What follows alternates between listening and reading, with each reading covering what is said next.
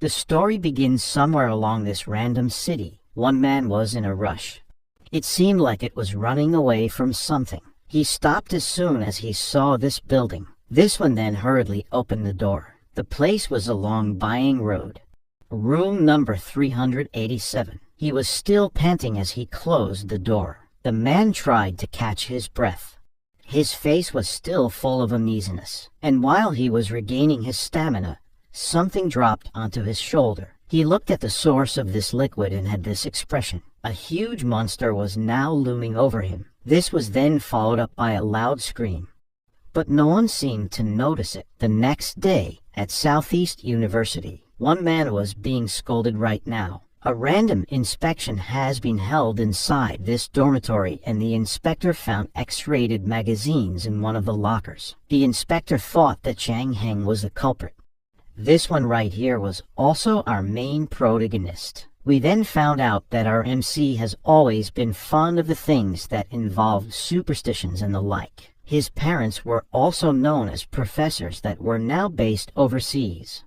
They specialized in researching different religions. That's why this inspector was really disappointed seeing these magazines inside Zhang Heng's locker. As a punishment, the inspector, who was also their dorm manager, decided to confiscate these things. But Zhang Heng seemed to really not care at all. The dorm manager also told our MC that he will now be reported to the higher-ups so he could get some disciplinary actions. This statement made Zhang Heng panicked. He told the inspector that he will just call someone first. Our MC then typed and called the number of the person named Jiangyang. Zhang Heng really didn't want to call this person, but he really didn't have a choice right now. Turns out, the X-rated magazines were Jiangyang's. But our MC was now in trouble because his roommate placed these things inside his locker. Jiangyang started to apologize towards Heng. But there's nothing he could do right now. Our MC then asked his roommate how he was able to open his locker. Jiangyang then revealed that he jammed the keyhole with a gum. Heng can't believe that his roommate did that. He was now more furious about it. And while he was scolding Jiangyang, the dorm manager was busy looking at the magazines. Jiangyang also asked our MC to not report him about it. He told Heng that he already received a disciplinary action once and he would be kicked out if he gets one more. And to make up for this favor, Jiangyang told our MC that he will invite him on a camping trip he had planned this Labor Day. He even enticed Heng with the ladies that he will bring along. Our MC was really not interested in these kinds of things, so he decided to hang up the call. And as soon as he was finished with the call, the inspector asked him again if Heng would like to explain himself. This guy was just too nice. He then took the blame. After that, Jiangyang kept on bugging him on coming along to the camping trip. This was really a great time to relax, but these kinds of trips make our MC anxious. In other words, his life was just too plain and boring. Heng sighed about it. He then thought that his personality might have been affected by his interest in myths and legends. These kinds of stories were just too thrilling to read. But they failed to happen in reality. Our MC had to go to a place when he was feeling like this. And that's where he was headed today. Heng liked to spend his time in the library. He even has this ritual of bringing some dice to decide the book he will read for that day. He rolled the dice and these numbers came up. It meant 5th row, 1st shelf, 11th book. This guy then started to find the book. Heng found it, but another person was about to grab it. He then asked this lady if she was about to read this book. The one he got was about feminine hygiene care. And it weirded this lady out. She immediately ran away because she thought that Heng was creepy. Nonetheless, our MC ignored this scene and read the book in peace. He just wants to be distracted from the outside world for a few hours. Time went by peacefully until this happened. Heng noticed this man that was under his table. He also scolded this one for eating chips inside the library. This guy then came out and told Heng that he had been waiting for him. Turns out, this was Jiangyang. And he personally went to the library because our MC was not answering his messages. In Heng's perspective, Jiangyang was really not a bad guy. But somehow, this guy still manages to give him headaches. Our MC then asked Zhang Heng if he really went in here just to ask him about the camping trip. This guy said yes. He knew that Heng would not respond to any of his messages. Zhang Heng also expressed his concern about his friend's life. He had been spending too much time alone, but Heng didn't believe his friend. He knew something was up, so he asked Zhang Heng to be more direct. This one then revealed that he needed our MC to act as a wingman tonight. He was planning to court a girl. Heng told him no, and Zhang Heng had this expression. This one started to eat the chips loudly inside the library. The people who were reading near them started to get annoyed. Heng also can't stand this scene. Eventually, he agreed on what his friend wanted. He will now be his wingman later tonight. Zhang Heng thanked our MC and told him the details of the place and time of the date. This guy accepted that he was defeated this time. Later that night, our MC was now waiting outside the restaurant that Zhang Heng told him. He also brought a book along with him. Zhang Heng then arrived and saw Heng. He told him that this was really not the time to read. He then offered our MC a gum to freshen up his breath. Heng noticed that Zhang Heng's hands were shaking. He asked if his friend was fine, but his question was ignored. Zhang Heng told Heng that he should just go and enter the room. These two peeked inside this room, and it revealed this lively atmosphere. There were a lot of guys and ladies. Booze and other food were also present. Zhang Heng then pointed out this lady to Heng. He asked our MC if she was his type. These two then approached her. Zhang Heng apologized for being late. This lady then noticed that Zhang Heng was with another friend. Our MC kept himself occupied while the introductions were being held. A few seconds later, something seemed not right about Zhang Heng. He told Heng that his stomach hurts and it may be because of the chips he ate. This guy then rushed towards the restroom. In the end, Heng and this lady were left in an awkward silence. Our MC just kept on reading his book. This one tried to start a conversation with Heng, but her attempt got some cold replies. Our MC was maintaining this poker face, but then, this one made herself closer to Heng. She told him that she often sees him inside the library. She revealed that she was going to the library in hopes that she sees Heng. This one also told our MC that she was also into mythology stuff. Heng was now panicking. He was wondering what this lady was trying to do. He looked at her and thought that maybe she has some feelings for him, but her attempts were still being denied. Heng thought that he should not mess with Zhang Heng's lady. To clear the atmosphere, our MC grabbed this bottle of vodka. He thought that by doing this lady would be turned off. Heng then finished the whole bottle after a few seconds. He also checked his watch. His friend was really taking his time in the restroom. This was also the time when he noticed something weird about his watch. It was not moving at all. Our MC thought that he may just be hallucinating because of the alcohol he drank. His head also started to hurt. Heng got up and was planning on going back to the dorm. The lady tried to assist him and checked if he was feeling sick. But at that moment, Zhang Heng stepped on the bottle of vodka. This caused him and this lady to lose their balance. These two were about to fall to each other. At that same time, Zhang Heng was back. He saw what happened. This one was shocking as the one he liked was now on top of Heng. Our MC also saw him.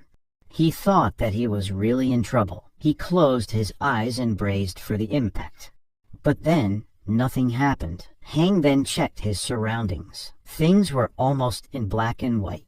His surroundings also stopped moving. Even the water that was about to fall down didn't move. This guy then tried to check his friend. Heng was screaming at the top of his lungs, but nothing happened. His friend was still frozen. Heng chose to heat his friend. This move confirmed that he was not dreaming because it hurt him. Heng knew that the whole world stopped. He checked the room again and saw something weird. An old man that was sitting on the couch still has the same normal colors around him. This one was even smiling and using his phone. Zhang Heng approached this one and tried checking if this old man could also move, but it didn't respond. He then checked the phone of this old man. The phone's camera was open and it looked like they were taking a selfie. The old man then suddenly moved and spoke. This shocked Heng. He then pressed the button and took a photo of the scene. Heng moved backwards as soon as he realized what happened. Meanwhile, the old man kept on laughing. He even showed the photo of Heng to him. Our MC slowly stood up and asked the identity of this guy. The old man apologized for the late introduction. He then told Zhang Heng that he was a god of time, and his name was Kronos. To prove this, he told Heng to check his watch. Kronos revealed that this was not an illusion. The dials really have doubled. Our MC was quick to catch up. He even noticed the extra hours that were added to his watch. Kronos then told him that he just gave Heng an extra 24 hours to spend every day. Heng was now in awe. He thought that this goofy old man was really the god of time, but something was not right. Our MC asked why this god gave him this kind of present. They were not even related. Kronos then showed him something on his phone. Heng couldn't believe what he was seeing. It was a photo of Kronos together with his parents. This old man then revealed that he was acquainted with them. They also entrusted Kronos to take care of Heng. Things would be difficult to explain, but Kronos still tried. But before he could start telling the story, our MC left the room. This one was excited and exclaimed that he wanted to see the whole world. Kronos went after him. He thought that this kid really had accepted this setup quickly. He also noticed that Heng's eyes were shining. He thought that this was kinda expected from the kid that was raised by those two amazing parents. Outside the building, things were also in black and white. Heng was really having fun right now. He thought this could only happen in legends. He kept running around the city. He was also able to see different kinds of things. That meant that what he was experiencing was true. His obsession towards mythology didn't come to waste. Zhang Heng thought that his boring days were now over. These two then kept on messing out and doing all the things they wanted. This was only possible because the time really stopped. Our MC really enjoyed it the whole time. Kronos was also happy seeing this kind of reaction from the kid. Heng then stood at the top of this truck and screamed that he was really not a freak. This kind of vibe refreshed Heng. Kronos then told him that more exciting stuff will happen tomorrow. Heng asked what it was about, but his question was left unanswered. Kronos told him that they should just talk tomorrow. The god of time then told our MC where and when they will meet up again. Before this old man disappeared, Heng called his name. He then sincerely thanked Kronos for his gift. This old man kept silent, and after a few seconds, he vanished. Our MC was then left alone. The watch on his wrist then made a ticking sound. The dials were back at the start of the day. In a split second, everything was back to normal. This guy panicked as he found out that things would be back as soon as his extra 24 hours were gone. And right now, he was in trouble because people all saw him at the top of this vehicle's roof. After that, our MC was back at his dorm again. He thought that he would be spending the night alone as usual, but this was also the perfect time to give his body the rest it really needed. This one then comfortably went to his bed. He was now wondering what kind of exciting things awaited him. Meanwhile, in this dark part of the city, Kronos was now at the same building where the guy at the start of this story vanished. He bit his finger and dropped some blood on the floor. After a few seconds, the monster with a lot of eyes appeared. It attempted to bite the god of time, but it clearly failed to do so. Kronos then told this creature that he was not some kind of old and frail human that this thing could swallow up. He also revealed that he has some kind of gift towards this creature. A new prey that he prepared to sate its appetite will be given tomorrow. At the same time, a door was now being smashed loudly. A child was then shown. This one was hiding himself. The child was the younger version of our MC. He was now being asked to come out from this room, and since the door was constantly being smashed by someone outside, a small gap between it appeared. A white weird-looking creature then peeked. It was asking Heng to come and play. Our MC then woke up from this nightmare. He was sweating all over the place. He tried to catch his breath while realizing that it was just a dream. Heng then checked his phone and he saw that it was already 3:05. He heads down to check if Zhang Yang has already come back, but all he saw was a bunch of food takeouts. Zhang Yang then revealed himself. He told our MC that it was for him. This was his way of apologizing for what happened last night. Heng was about to not accept this offer, but then he noticed something. A strike mark was still on his dorm mate's face. Luckily, Zhang Yang assumed that he got it because he was too drunk last night. This guy also proceeds to offer the food again. He was doing this peace offering because he wanted Zhang Heng to accompany him again tonight. He really needed him to be his wingman, but our MC was already done with these setups. He didn't accept it. Heng was about to leave, but his book was missing. Turns out, Zhang Yang already got it. Our MC turned his head around and this one showed it to him. He has no plan of returning the book unless Heng agrees to him. This guy was left with no choice once again. He also had no time to deal with Zhang Yang's stubborn attitude, so he agreed. This guy then exited the room. He was not even interested in eating, but something stopped him. A gum was stuck again on their room's knob. Our MC already knew why this thing was attached to the door. Zhang Yang then tried apologizing, but this ticked off Heng. He shouted towards his friend. He told Zhang Yang that he was just making his life harder. All the bad things that were happening to him were all caused by him. This guy kept silent as he was hearing all the problems he gave to Heng. He was also wondering why his friend was too agitated now. Our MC told him that all he needed to do was knock on the door. Zhang Yang then revealed that he did just that. The problem was Zhang Heng was not waking up. Their neighbors also got disturbed from his knocks. Heng calmed down as he heard his explanation. He knew that Zhang Yang may have been telling the truth. He then remembered the nightmare he had. Someone was really banging the door. Our MC then opted to just grab the book. He told Zhang Yang that he had scolded him enough. Our MC then left the dormitory. This guy immediately went outside. He rushed as he knew that he had a promise to keep with Kronos. This old man didn't like that this kid was late. He thought that Heng was not qualified. Our MC then told him that he needed to do some matters first. And while he was talking with Kronos, Heng received some messages from Zhang Yang. He then ignored this one as he was already looking forward to what Kronos had installed for him. He even told the old man that they should now start. Kronos smiled and pointed a small paper box in front of them. He told Heng that he just needs to crush it flat. This task disappointed Zhang Heng as he was expecting much more exciting things. But this guy still approached the box. He was told to crush it with all his might. His foot then made contact with the paper box. It was then followed by electrifying pain. Zhang Heng fell on the ground while asking the god of time what's inside the paper box. Our MC checked his foot and saw a nail underneath.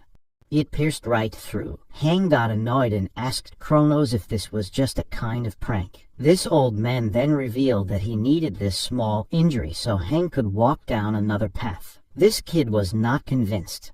He was about to approach Kronos to ask what was really happening, but this one just smiled. Kronos even told our MC that he was relieved. Zhang Heng then froze as he felt something below his feet. Luckily, our MC was quick enough to react. He was able to dodge this one. This was the first time he saw this creature. Heng asked Kronos what was that thing. The old man disclosed that this was the thrill the young one had been seeking. He told Heng that they will now play a game. The rule was really simple. He just needed to survive. Our MC didn't have time to ask for more details. He already started to run. The creature went after him. The cars that were on their way were sent flying. Not far from them, our MC saw a bunch of bystanders. He thought that he was now safe as he was not alone anymore. He shouted towards the people and asked them to call for the police. However, this did not deter the monster from continuing its attack on him. Our MC fell on the ground again. This was also the time when he noticed that the people around him were frozen in time. He was now spending the extra 24 hours that Kronos gave to him. Our MC ran and passed through a couple of people. He noticed a familiar feeling while doing this thing over again. He then saw Kronos riding this motorcycle.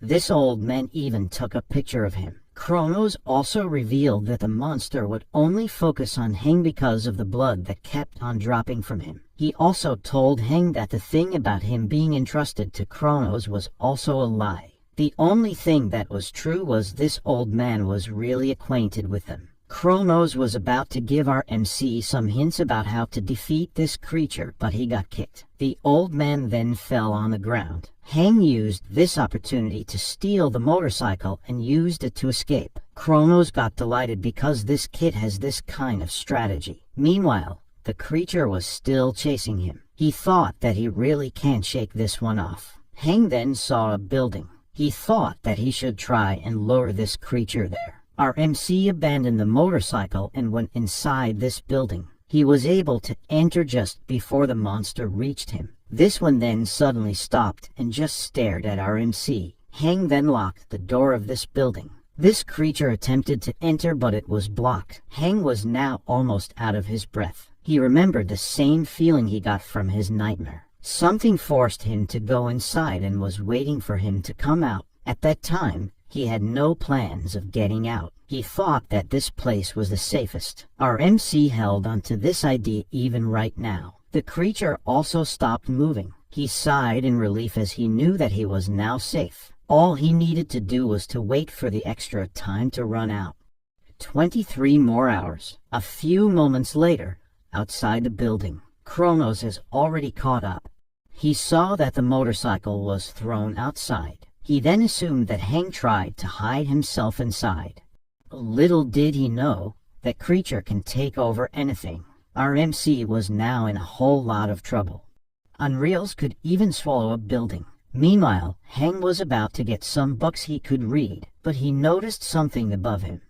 The ceiling was already gone. A green slimy liquid then fell from above. This one also melted the floor as soon as it made contact. Zhang Heng then noticed that whatever this thing was, it had already surrounded him. Kronos was just outside. He wondered how long this kid could endure this test. Our MC started to run around the building, but wherever he went, it was already blocked by this thing. Heng then saw the fire exit door. This guy immediately ran towards it. He bumped onto the door using all of his force, but it was no use.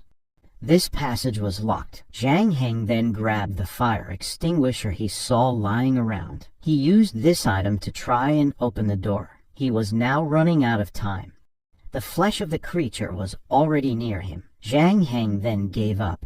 He thought that he really can't open this door. But this was just a good call because a bunch of flesh then came out from it. Our MC was now running again. He tried to block the flesh using the huge shelves of this library. He pushed these things down. Heng then noticed something. This flesh takes a longer time when it attempts to corrode more objects. An idea then came into his mind. Meanwhile, Kronos was just chilling outside. He was even playing a game on his phone. He stopped for a second and wondered how the kid was doing. He thought that it would really be a pity if Zhang Heng would die right away. This one thought that he couldn't let Heng die easily. He then started to cheer for him. Back to our MC, he was now on the top of the shelves. He used these things to delay the flesh from reaching him. Zhang Heng checked the things he got. All he has now was the book he brought a while ago. He also checked his watch. He thought that it's been 40 hours since he last ate. The only thing he could eat right now was the gum he got from Zhang Yang. He thought that he might even die from hunger before the monster could eat him. Our MC closed his eyes and wondered if this was really his fate. He remembered the time when he was young.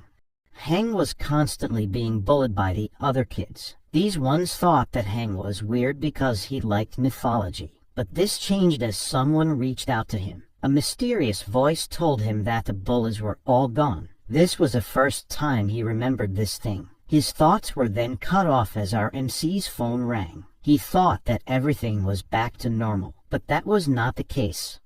The phone only notified him about its low battery. Heng was really disappointed upon finding this out. He then checked the messages he got a while ago. Our MC saw this message.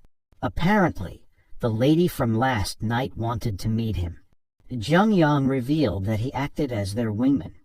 That lady really liked Heng. His friend knew that Zhang Heng would not agree if he would tell him the truth. That's why he created a fake scenario. This also explained this lady's weird actions towards our MC. Along with the messages of Zhang Heng, he told Heng that he was just looking out for him. This guy was now teary-eyed as he realized his friend's real motive. He then remembered that certain memory when he was still young. The person who knocked and told him that the bullies were gone was his only friend. This guy was the only one who tried to befriend him, and it was none other than Zhang Heng. This boy still had this bright smile. He was also the one that encouraged our MC to go out and enjoy the things outdoors. Tears then started falling from Heng's eyes. He now regretted how he treated his friend a while ago. Our MC then grabbed the piece of gum again. Zhang started to wipe his tears. He pulled himself together and thought that he really wanted to survive this game. Our MC checked his surroundings. He then saw one door that could lead him outside. That door was his only chance of surviving this game. He then jumped around the shelves. Heng also kicked on these things. One of the shelves fell and it created a domino effect. He used these fallen books and items as his platform to avoid the monster. Right now, the only thing he needed to do was to move onwards. Our MC kept the same motivation inside his mind while running towards the exit. He knew he could do it. He wanted to have the courage to do it. The only thing that hindered him was his worries. But at the end of the passage, a light shined upon him. Kronos, on the other hand, was still waiting for Heng. He got bored because nothing was happening. This old man then checked the building. He was now concerned about the kid dying. A silent moment then came to him. The god of time has decided to enter the building himself. He also noticed that all the things inside were now gone. But then, someone rushed towards him. It was Zhang Heng. And our MC was about to smash the fire extinguisher. This guy thought that he should just sacrifice Kronos and let him be eaten by the monster. But before he could reach this old man, he let out a powerful force. Heng was then sent flying backwards. This old man felt offended because a human really tried to kill a god using a fire extinguisher. Our MC was shocked by what he saw next. Kronos showed him a little bit of his power. This god asked Heng if he had some kind of death wish. This guy braced himself on what was gonna happen next. He knew that he had no way of winning against a god. But then, Kronos just smiled and revealed that our MC passed the test. An awkward silence then filled the room. Heng was now confused on what's really happening. A moment ago, he was about to be killed. His confusion was interrupted as the monster appeared again. Kronos also forgot about this monster. He then decided that this thing was now useless. The god of time used a spell to eliminate this one, and slowly, the monster turned into ashes. He then explained that Kronos only uses that creature to test his representatives. This guy then questioned everything that Kronos had said about the test, representatives, and this mysterious gift that he gave to him. Kronos really hated explaining, but he had no other choice. He then unveiled that while humans often wage wars driven by personal interests, gods are locked in a struggle for control over the world. They employ various types of games to determine the victor. This is why gods must meticulously select their representatives. This answer only made our MC furious. Kronos was about to make him his representative and it nearly killed him. The god of time also revealed that he just lost his previous representative, so he needed to find a new one. He also candidly revealed the truth to Zhang Heng.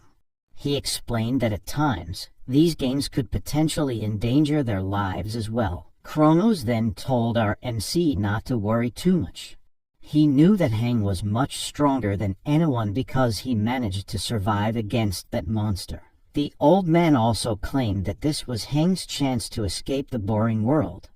These games were filled with uncertainty and excitement. With that, this old man formally asked our MC to become his representative. He also enticed Heng that he could receive much more amazing rewards if he wins some games. This guy then smiled and accepted the proposal. However, in a sudden turn of events, a punch struck the old man, and because he was caught off guard, Kronos fell on the ground. This deity was now confused.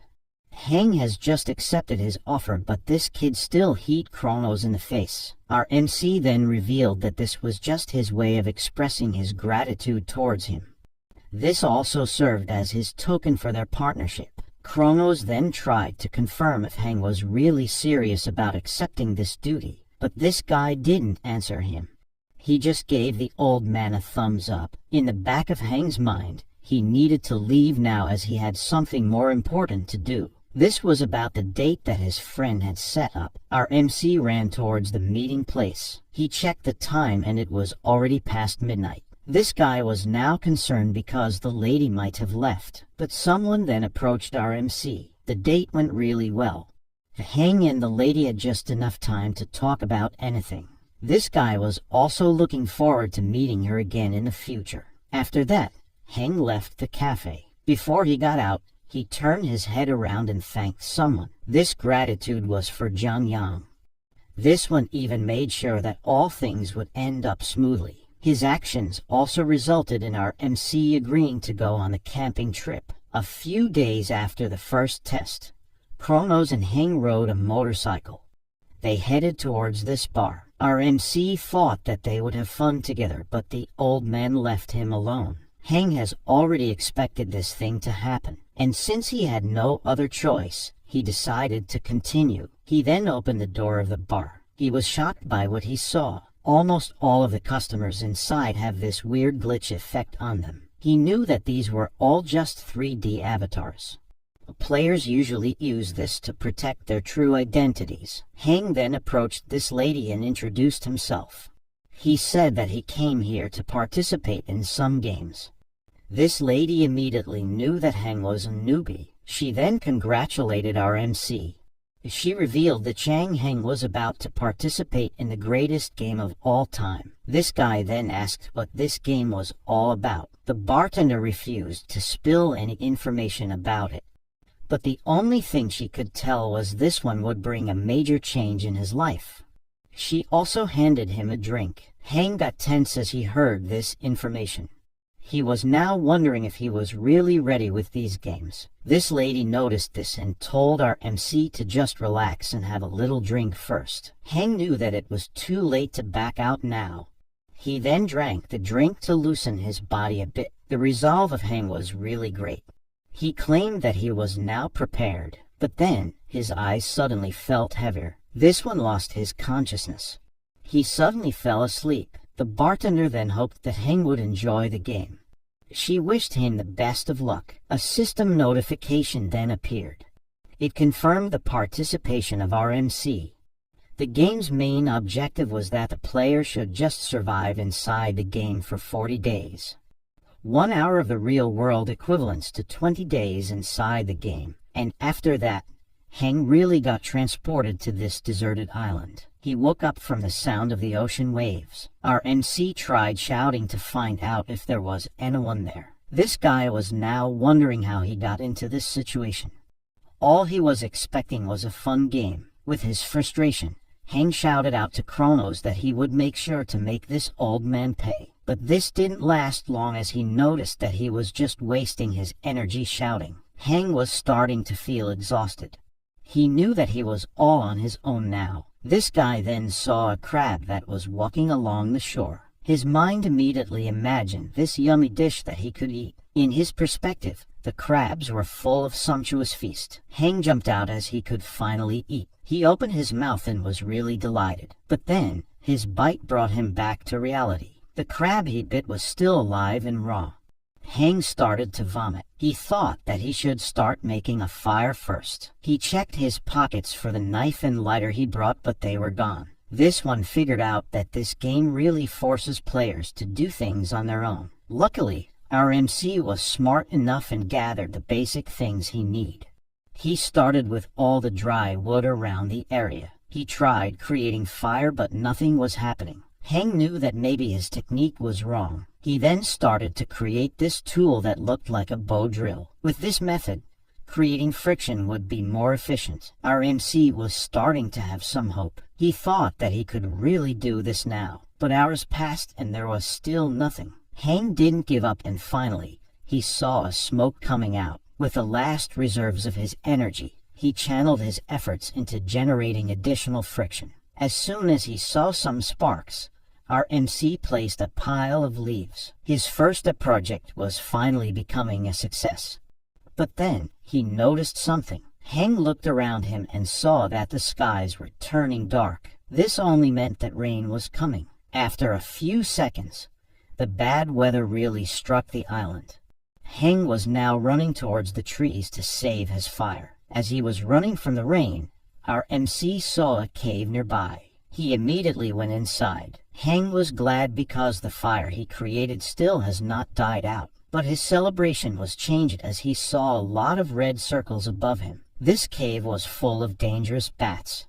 These creatures were disrupted and they flew around the cave. This left our MC no other choice but to leave the place. He then improvised and used the giant leaves to shelter him for a while. But by doing this, the fire he created was now gone. He can't believe that all of his efforts were wasted. He then blamed his not-so-lucky fate for experiencing this situation. The next day, the sun shined again. Our MC was able to survive his first day on this island. He stood up and started to look for some food.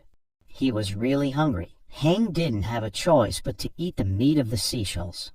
These were just too fishy and viscid. And while he was stopping himself from puking, he heard a voice. Our MC saw that there were some people trying to call for help and reach the shore. These were 3 of them right now. Heng thought that maybe these people were just NPCs inside this game. He prepared himself as he was planning to save them. This guy then started approaching the NPCs. But since he has not eaten a full meal, his strength was still limited. He only managed to save one of them. This NPC asked for some water. Heng then happily offered the only thing he could find: coconut water. The NPC then introduced himself. His name was Ed and he was an explorer. This guy just sipped a bit as drinking a lot of this thing could cause him constipation. Drinking a lot of coconut water could also lead to diarrhea and dehydration. Heng was now panicking because he just ate and drank a lot of them. Ed also told him that Heng should have secured a fire first because it can create a clean and warm drinking water. Our MC thought that he was now done for. He just drank 3 consecutive coconuts and now his stomach was already cramping. But he was now glad that someone could really teach him some basic survival skills. Days then passed and the woods were dry again. Heng can finally create some fire. The sun was also shining brightly today. Our MC was also feeling some stomach pricking today. The intense heat was also too much of a hassle to deal with, but that didn't stop him from doing the things he needed to survive on this island. Heng took a whole day trying to create a fire. His stomach really hindered him for today, and after a few more moments of trying, smoke was slowly emitted. He then gave all of his focus to complete this task. Heng had finally lighted up the wood. Meanwhile, Ed was just there giving some tips on how Heng could really make this into a fire. Our MC was clearly struggling, but he told himself to just endure it for a little longer. As he exerted more force towards the bowstring, the wood broke down. This shattered the hopes of these 2. Heng really felt disappointed. He didn't know what to do next. He started to scream at the top of his lungs again. Ed then gave our MC another piece of advice. He said that Heng didn't really need to be too anxious. Emotions could really hinder a lot of things, but this clearly was not the best time for advice. Our MC told this NPC that he needed some time to be alone for now. This guy then just sighed. After a few moments, Heng just took a dump and felt relieved after that. He has been enduring this the whole day. He went to the shore and thought that this mood kinda uplifted him. He knew that he responded to Ed's remarks impulsively. After all, the NPC was right about what he said. Heng thought that he couldn't let things like this forever, as he could really die. And to start things off, he shouted at the top of his lungs again. He was putting all the blame towards Kronos. Meanwhile, this NPC was left alone. He heard some weird sounds and thought that wild animals might be around somewhere. He stood up as he needed to find our MC. He was concerned for his well-being, and that's when he saw Heng still trying to make a fire. But something was different now. Our MC's face was calmer. He was not distracted about anything. Heng managed to light up the wood faster than expected.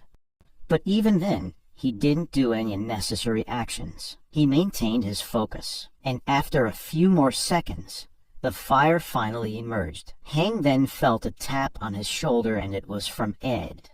This one really scared him. This guy also realized the importance of keeping his mood and emotion in check when doing something. After that, these two started to cook some crabs. Heng was really delighted because they could now eat warm and cooked meals. A notification then popped out. The system told him that he received an achievement for creating a fire. This was the first time our MC saw this. He also noticed an attributes window. His wilderness survival skill just advanced to level 1. Our MC kept a serious face as he didn't really expect to survive this game this long. His attention was then turned as he saw Ed was struggling. This NPC revealed that the injury he got from the shipwreck was becoming more serious.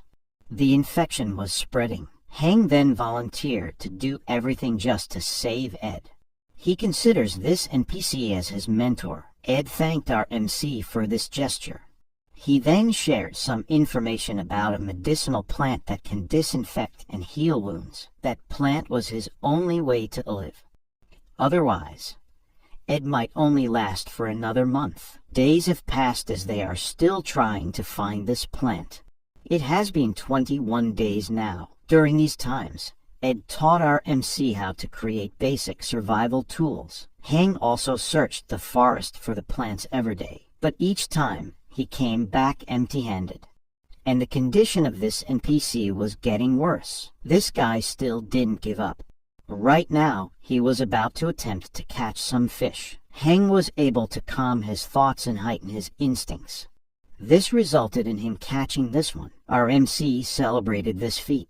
He was really happy. He immediately went back to the cave and looked for Ed. He bragged about the delicious food he got. Heng then gave this one to Ed as he could catch another one for himself later. Ed's health has really deteriorated, but he still thanked Zhang Heng. The praise he got made him feel good about himself, but Ed stopped him from being full of himself. He told our MC that he still needs to conquer the center of this island if he really wants to improve himself. He can't be content living along the shore. This remark then made the smile of Heng stiff. He then apologized for acting like that. He also felt the guilt of still not being able to find the plant that his mentor needed, but Ed told him that it was fine.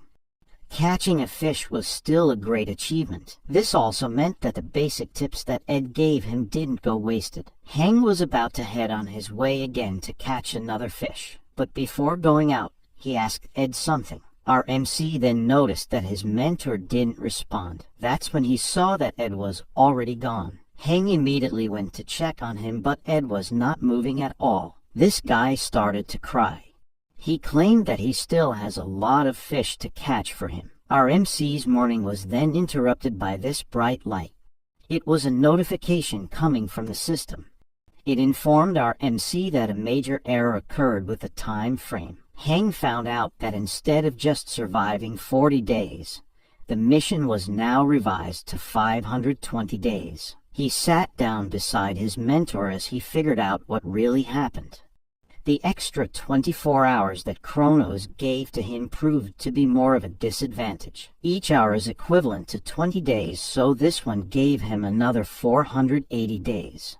Our MC was slowly losing hope on surviving this one, but then he heard the voice of Ed. This one gave him one last piece of advice and motivation.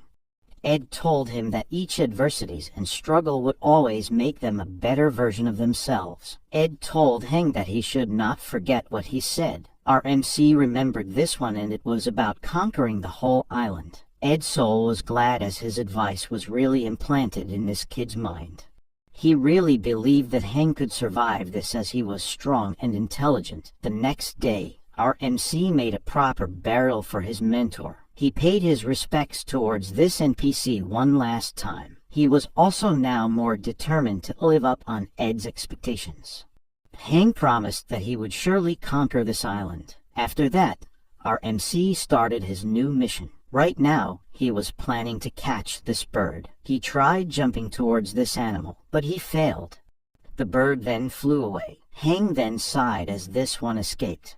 He had been eating fish every day and he wanted something else for a change. And since he had no other choice, our MC was about to catch some fish again. But he stopped on his tracks as he saw something. Another set of NPCs showed up again, and they were still asking for some help. After that, a few days have passed by. Heng woke up as he heard a loud noise early in the morning. But this one smiled as he thought that it was really not a bad thing. Turns out, the NPC he saved last time has some skills on building a proper house. This one just smiled at Heng as he continued to hammer some woods. Our MC thought that this NPC was more reserved than Ed. On top of that, the new guy was also able to build a fence to house these chickens. Things are really going great right now. But Heng didn't stop thinking about this NPC ending up like Ed. Heng gathered himself again and thought that he will not let that thing happen again. He then equipped himself with a bow and arrow. He said that he would just catch some prey. After that, our MC was staring at this chicken again. He was planning to take his revenge. He closed his eyes as he recalled the things that his new little bro taught to him. Heng prepared his weapon and maintained this calm expression. And then, he let go of the arrow. His quest was successful and our MC was now running towards his little bro. Heng then asked this one why he was holding a spear. He turned his head around and was shocked by what he saw. A huge red snake appeared and this one was now eating the chickens that they were raising. This one was able to eat all of the chickens in one go. Heng was furious. He thought that he couldn't just let this one go, but his little bro stopped him. This one claimed that the scales of the snake were too tough. There's also no need to fight it because this predator was already full, but the snake didn't leave the place. Instead, it stared at these two. Heng asked his little bro if this snake was really full. His question was not answered as the little bro was already running away from this snake. Heng was left dumbfounded. These two opted to run towards their house. Luckily, they were able to go inside. They were still panting after that encounter. Heng still regrets losing the chickens they raised for a long time. Lil Bro then told our MC that the snake was too dangerous and they needed to get rid of it. This one smiled and agreed to his friend's plan. They really need to kill that snake. These two went back outside and did something for the snake. All of their strength went to this thing. They were now hoping that this plan would work. Little Bro shared this is from where he came. This was the method they use. Heng and this NPC apparently just built a trap for the snake. It consists of punji sticks. Our MC then recalled their battle plan before they could encounter the snake again. First, the snake would find the chicken that they prepared. Its smell should be enough to lure this one out, and then, hopefully, it will fall into the trap and get pierced into the hornet's nest. Heng started to imagine the bucket full of chicken after they got rid of this snake. Their plan was really perfect in theory, but it has been 5 days since and the snake was still not coming. Heng was just chilling while waiting for his little bro to bring some meat back. And while he was doing this, he heard a loud noise not far from there. This guy excitedly ran as he thought that the snake had already fallen on their trap. Our MC was also now wondering what kind of meal he could create using snake meat, but the smile on his face disappeared as he saw what was happening. Right now, his little bro was being entangled by this beast. Heng asked the NPC how he got caught. This guy then disclosed that his purpose for coming here was to inspect their trap, but he ended up falling into an ambush. Little bro then screamed for Zhang Heng to run. They have no chance of winning against this thing. The snake had already formulated its intent to devour him. Our MC was now thinking if he should follow that order. His body was already shaking in fear.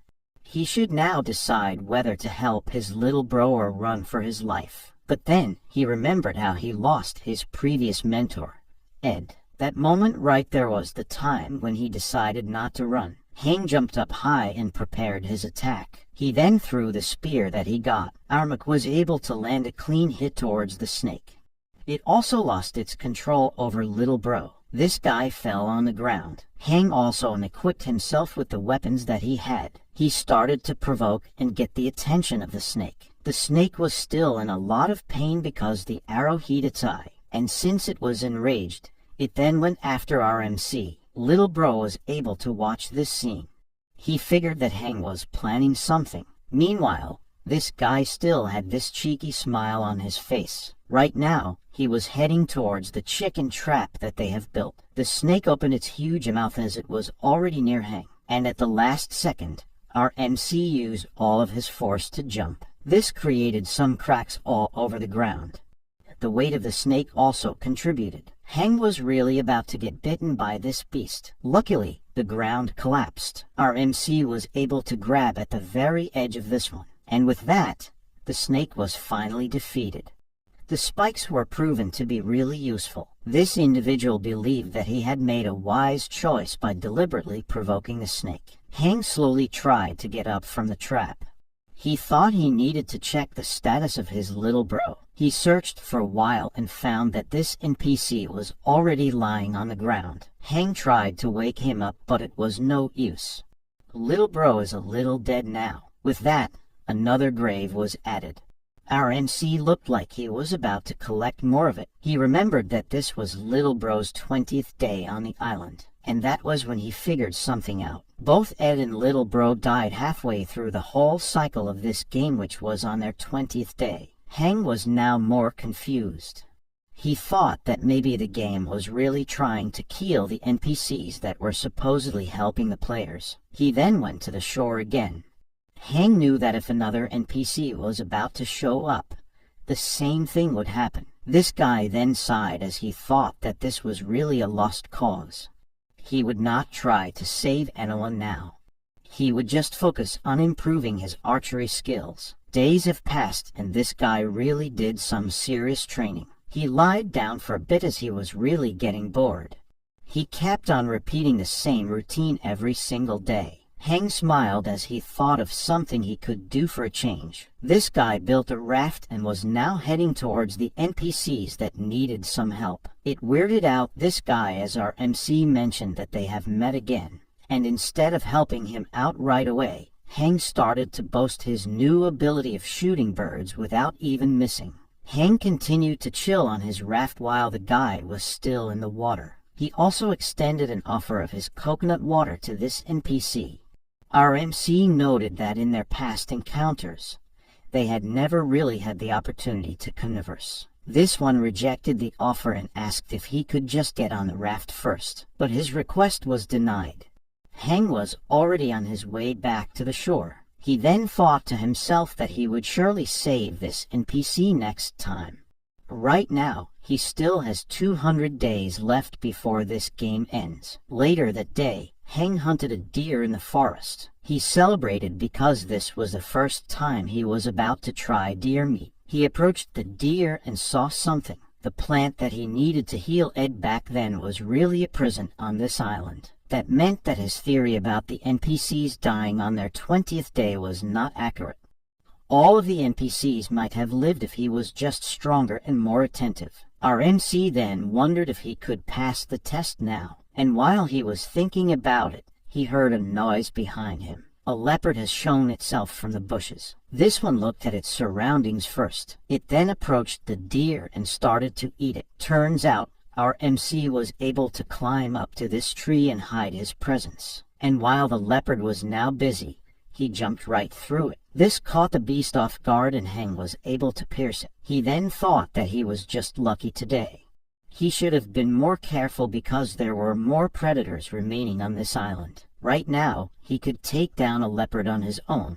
Heng wondered if he was now more capable of saving the lives of the NPCs. This achievement was his proof that he was not the same weak Zhang Heng from before. Our MC then went back to the shore. It was on the 321st day when he decided to really save this NPC. This one introduced himself as Bale. Zhang Heng did the same and started telling him key information about this deserted island. These two both agreed that they have to do everything to survive, and in our MC's perspective, he would do anything just to keep Bale alive. This guy then changed the topic of their conversation.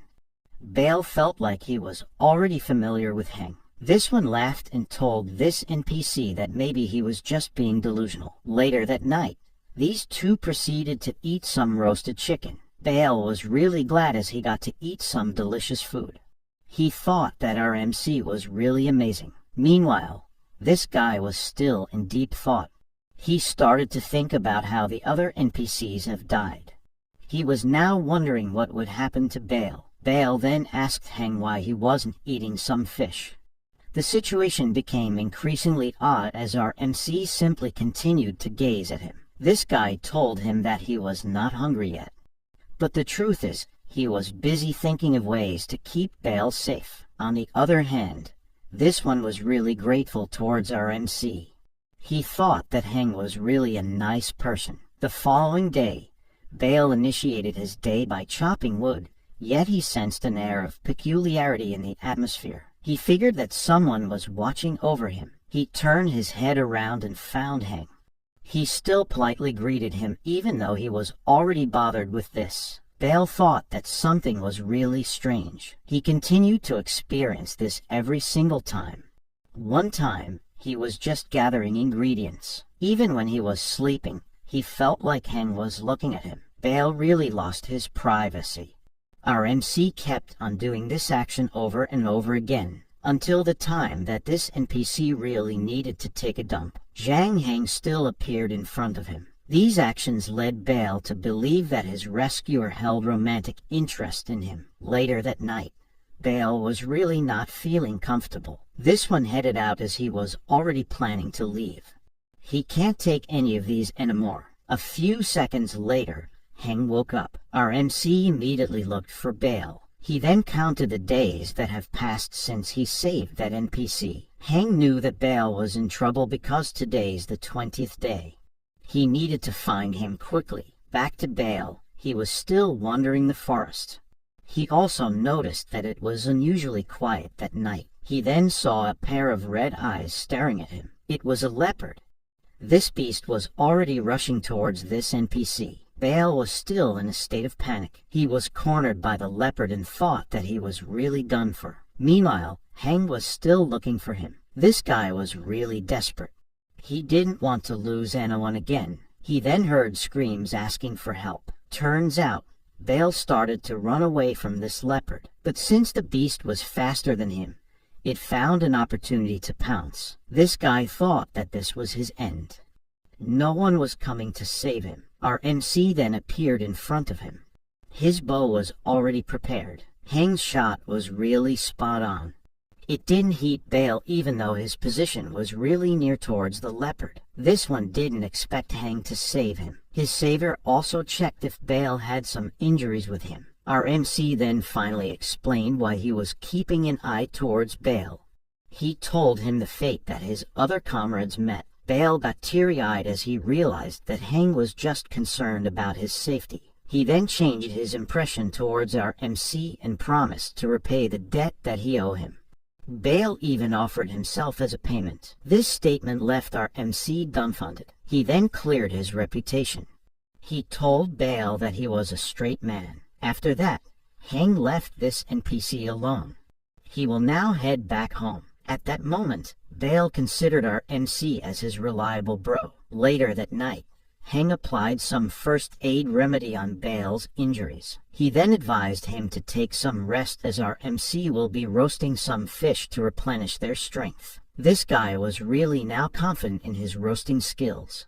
He even thought that he could even be transmigrated into a culinary manhwa. Heng started removing the insides, gills, and scales. He then slashed crosses along the fish for better absorption of flavor. And to finish things off, he poured some salt like how Salt Bae would do it. After that, the fish was ready for some roasting. Doing this also made another notification to pop out.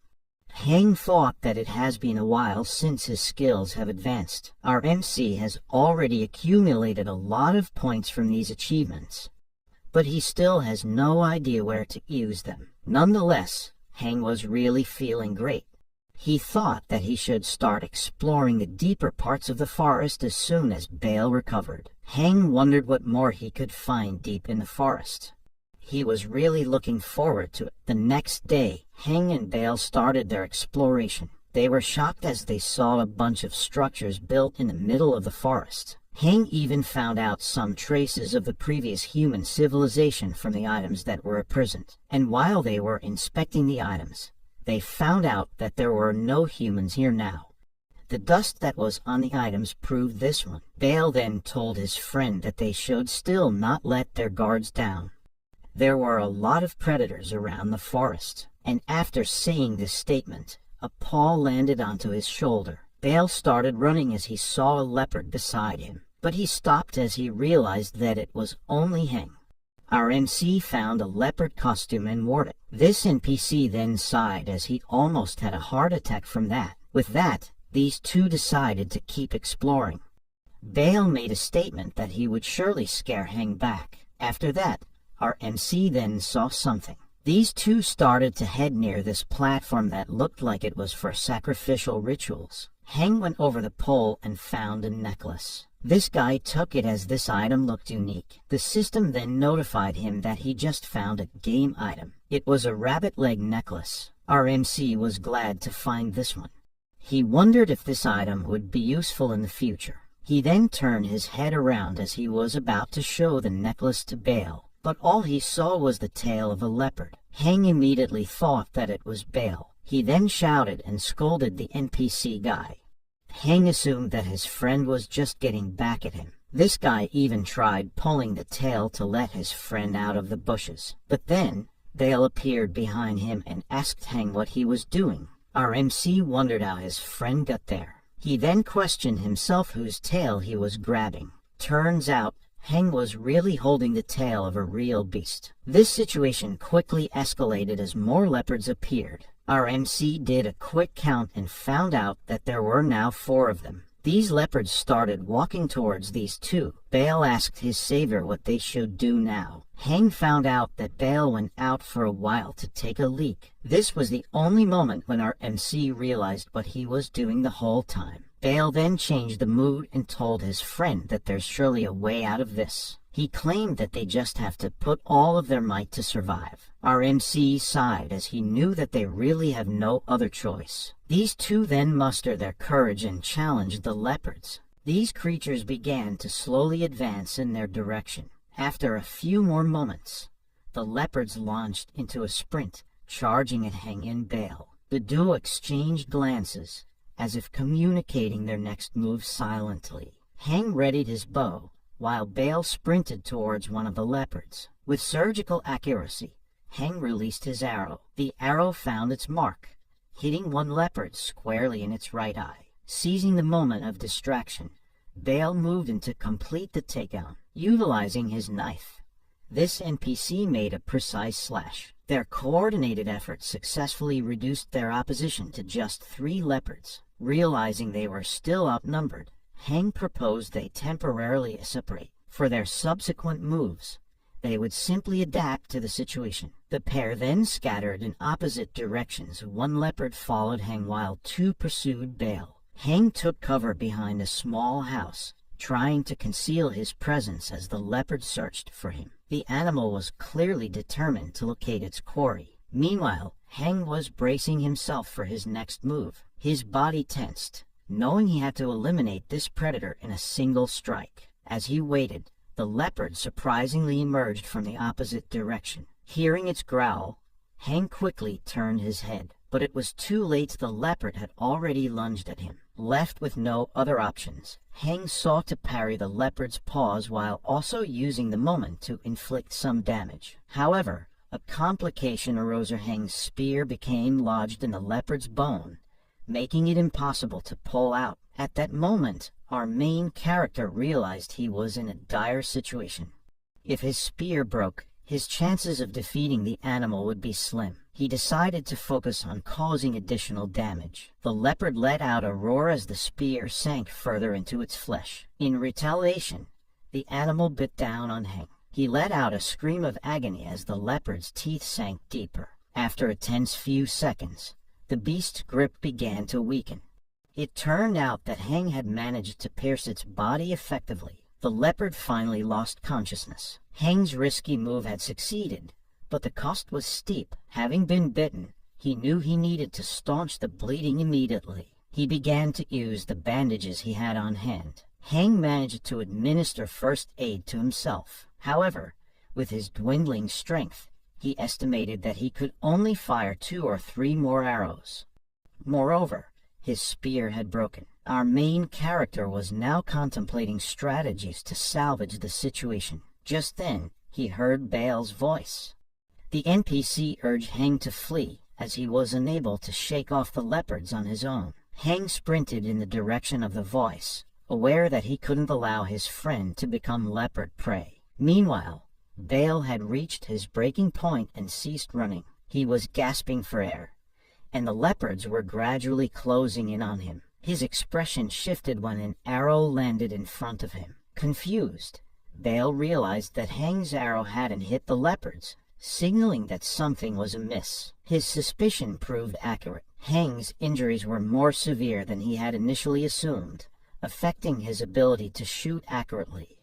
He needed to take action. However, if Heng focused on treating himself, Bale would certainly meet his demise. Currently, Bale was doing all he could to fend off the leopard's attacks. He managed to repel one of them, but his energy was also dwindling.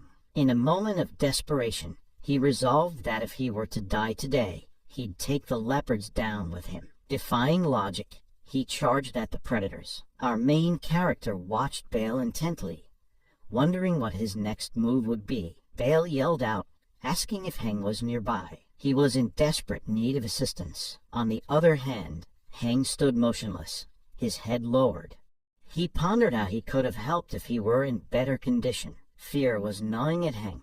He knew he still had the capacity to fight. However, the issue was that he was now regarding Bale merely as an NPC rather than a comrade in need. Furthermore, predators like leopards and snakes were usually found deeper in the forest.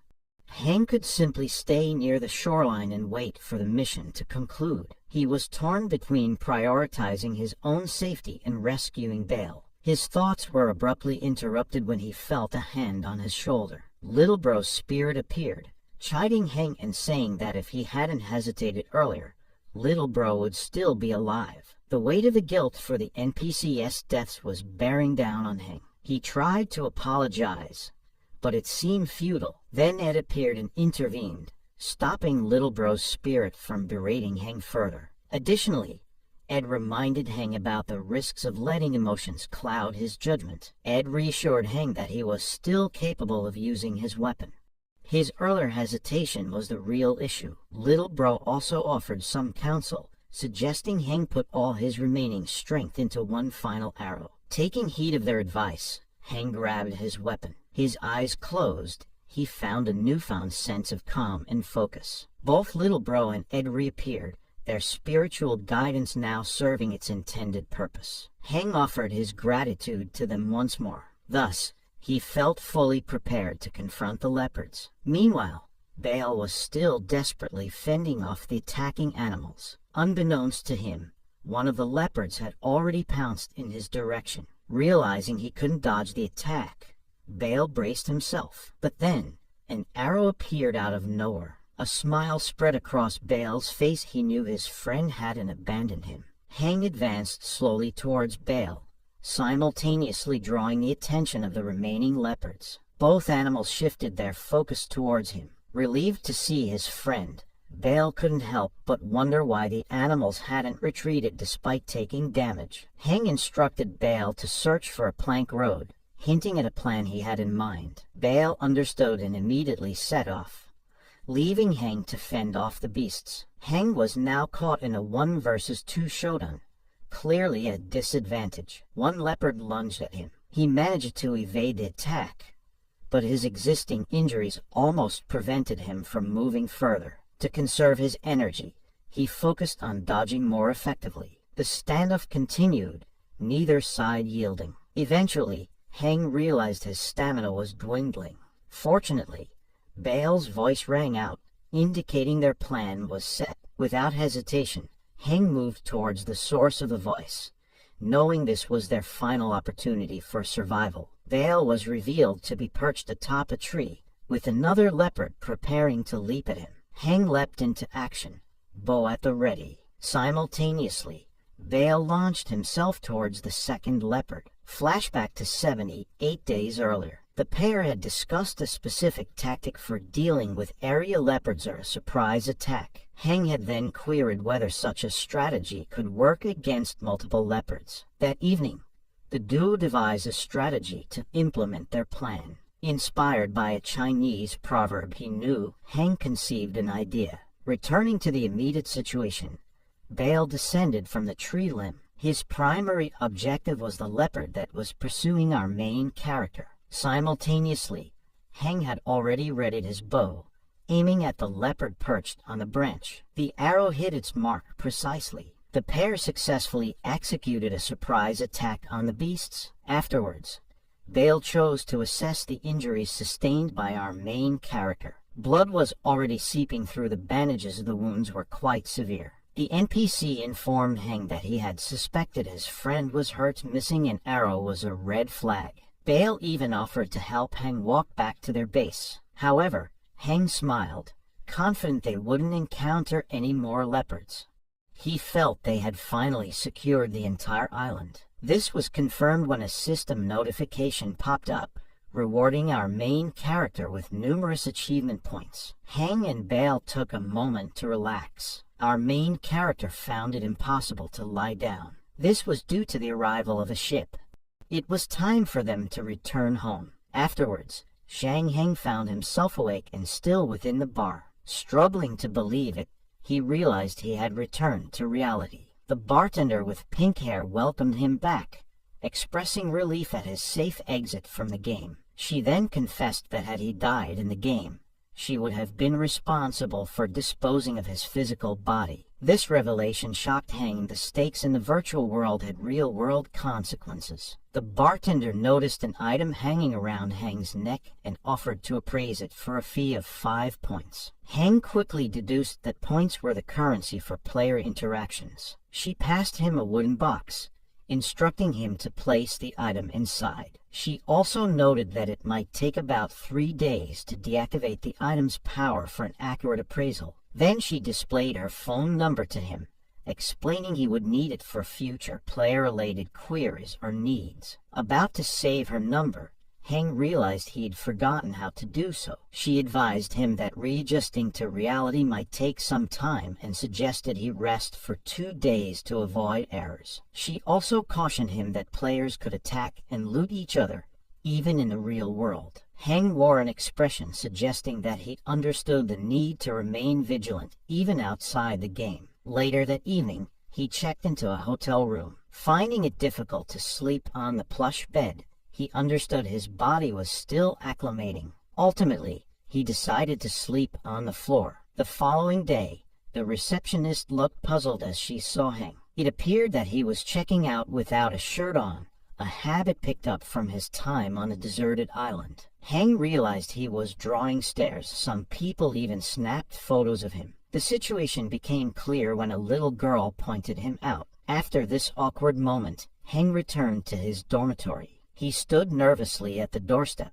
not having seen his friend in quite a while. He soon discovered Zhang Yang was preoccupied with packing. Zhang Yang immediately chastised him for the lack of contact over the past few days. Heng quickly made an excuse, claiming his phone had been on silent mode. His friend checked his temperature, suspecting something was amiss as this was the first time Heng had addressed him so politely. Unbeknownst to Zhang Yang, Heng had actually been absent for nearly 2 years. Heng felt a sense of dissonance. Time in the real world moved far slower than in the games. Zhang Yang eyed Heng, speculating that perhaps he was heartbroken. To break the awkward silence, Zhang Yang mentioned an upcoming camping trip with friends, thinking it might accelerate his readjustment to the real world.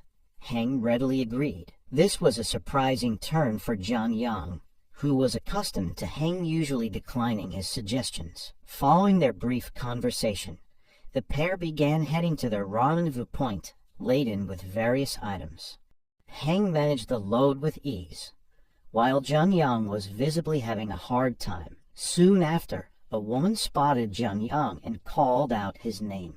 She was his girlfriend. Heng already knew her from their previous encounter. Another friend joining them was the campus sweetheart, Shen Zixi. Her appearance and presence were enough to elicit a slight blush from Heng, something that Zhang Yang took note of. The introductions followed, with our main character offering a warm smile. Zixi returned the gesture, and she was accompanied by a purple-haired woman named Wang Huan. Their pleasant exchange was abruptly halted when a sports car pulled up beside them. A man emerged from the car, inviting Zixi to a dinner date at a lavish restaurant. She promptly rejected his offer and proceeded to ignore him. The man then attempted to block her from entering her van. He was swiftly confronted by our main character. Just in time, someone pulled Heng into the van. Zhang Yang advised him to steer clear of the situation, revealing that the man was their school president, a figure no one dared cross due to his family's criminal affiliations. However,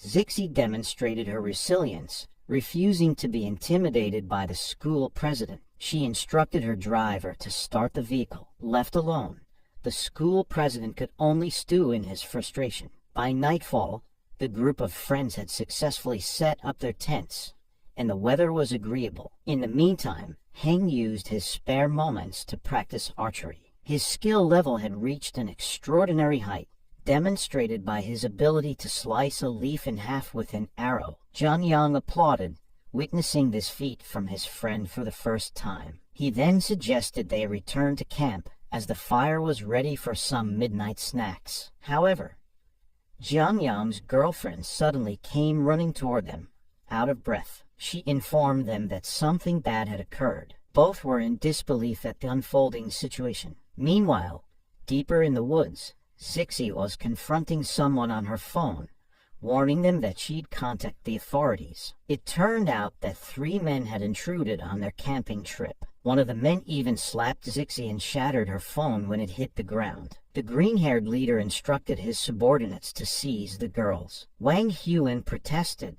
arguing that they couldn't just act with impunity. Just as the men began to advance on the women, a shout halted them in their tracks. It was our main character, Heng, already in position with his bow drawn. He warned the intruders to leave immediately, or face dire consequences. The green-haired leader drew his knife, but just as he was instructing his henchmen not to fear, his knife was struck out of his hand by Heng's arrow. Heng warned them that his actions would be considered self-defense, giving him full rights to shoot. Ignoring the warning, 2 of the thugs charged at Heng, who remained unperturbed. He welcomed the first attacker with a swift kick. Just as the second thug appeared to attack Heng, Zhang Yang tackled him, disrupting his advance. Zhang Yang wrestled with his attacker, attempting to seize the knife. Heng's attention shifted back to another charging thug. These assailants, he thought, were more audacious than the island's leopards. Just then,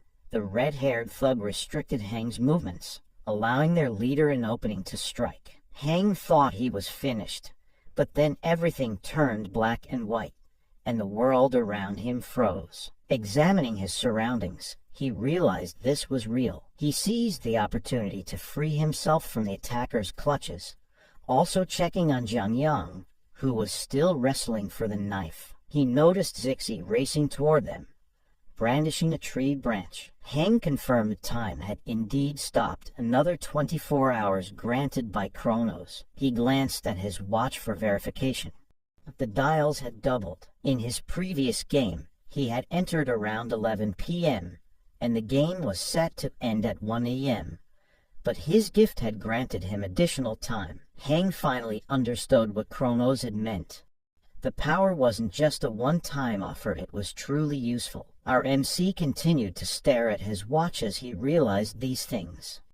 The additional 24 hours have really given him more confidence in living his life. A few moments later, his phone rang, but our MC wasn't even thankful.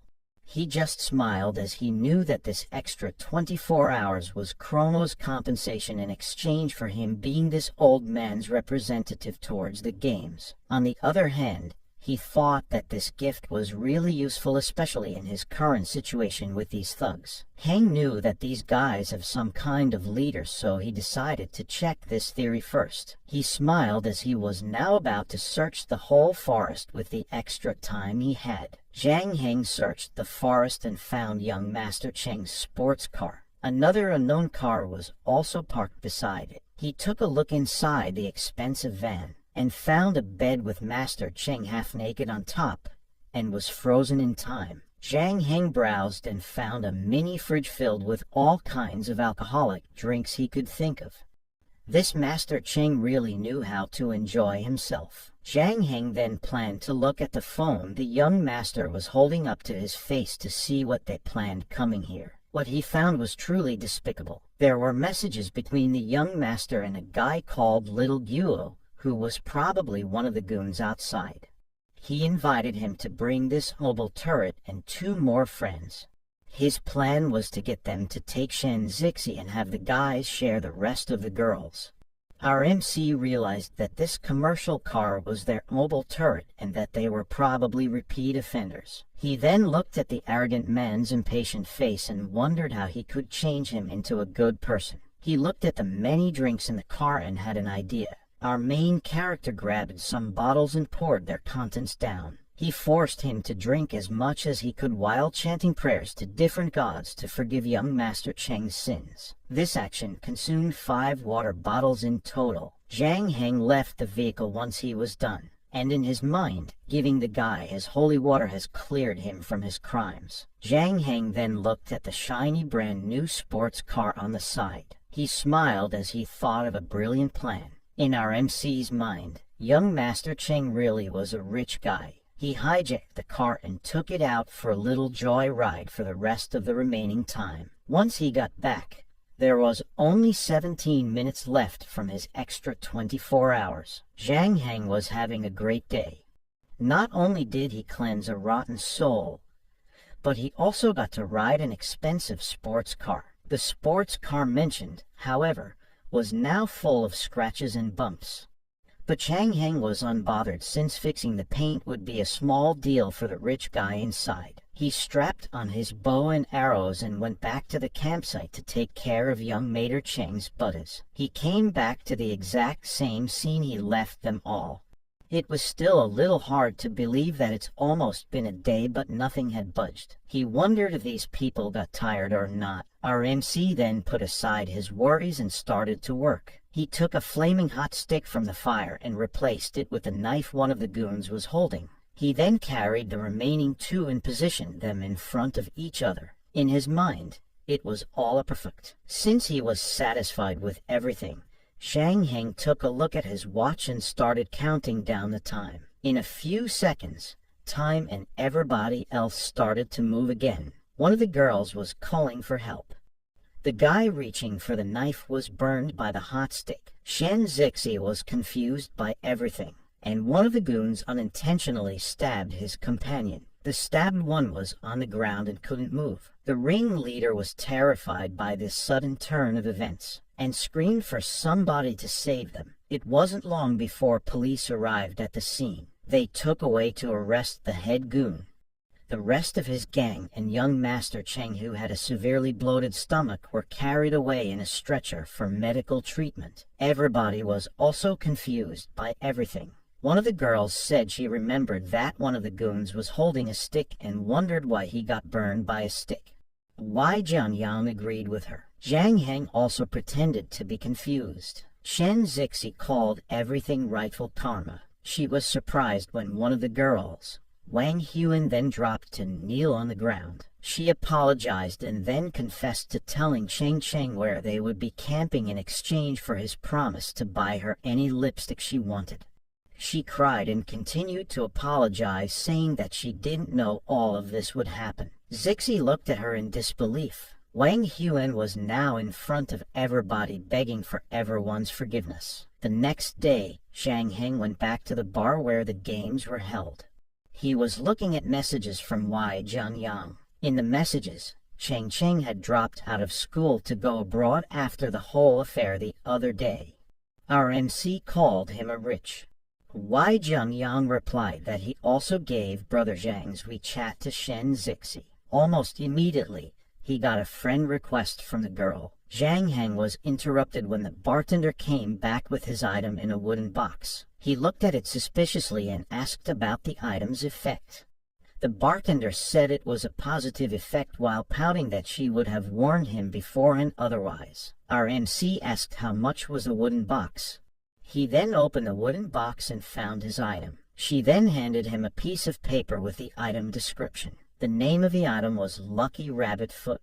It adds a little luck to the wearer. Zhang Heng became curious and wondered how much luck it gave. He left the bar and bought a bunch of scratch tickets, but left with less money than he spent. Zhang Heng tried to convince himself that the lottery was a probability event and that the effect of the item may not be limited to a single draw.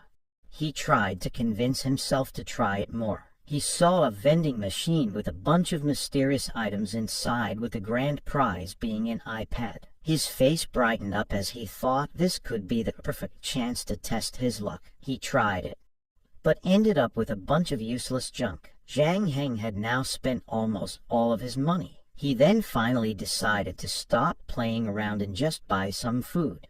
Our MC went to a local fast food chain to order. He couldn't gamble anymore, for he already lost 80 yuan out of his 100. He was about to make his order when a person suddenly cut him in line. Zhang Heng became a stone statue. This item seemed to be actually unlucky in the real world. When the rude customer happily left with his order, Zhang Heng sneered at him. He went back to the cashier to order when she surprisingly congratulated him and said that he was the 199th customer for the day. This meant that his meal was on the house for any purchase within 100 yuan. Zhang Heng was shocked and turned back to look at the rude customer. If he hadn't cut in line, he would have been 198. The luck was real. It was a bit unpredictable, but he should carry the lucky rabbit foot with him in case. Later that day, Zhang Heng was enjoying his extra 24 hours of the day. The past 48 hours had been fulfilling, but he was now tired.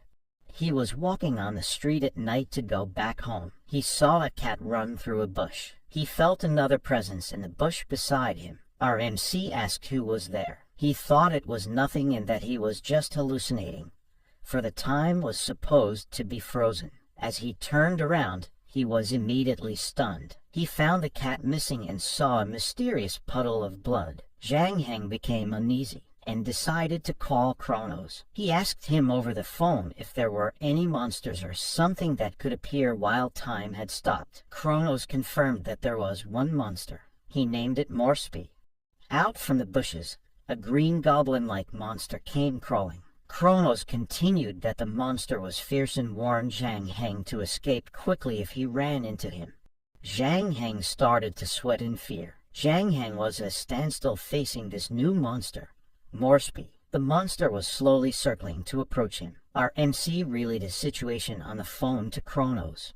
Kronos shouted at him to run. He also said that it would leave once the time freeze ends and he should be safe if he could hold on until then. He then dropped the call. Zhang Heng was nervously looking at the monster that stared back at him. He recalled that when facing wild beasts, it's best to not just turn around and run, as it would leave him vulnerable. He could not also show fear. His phone then received a message from Kronos. It contradicted what he had just said, saying the monster was a totem entity that bewitches people.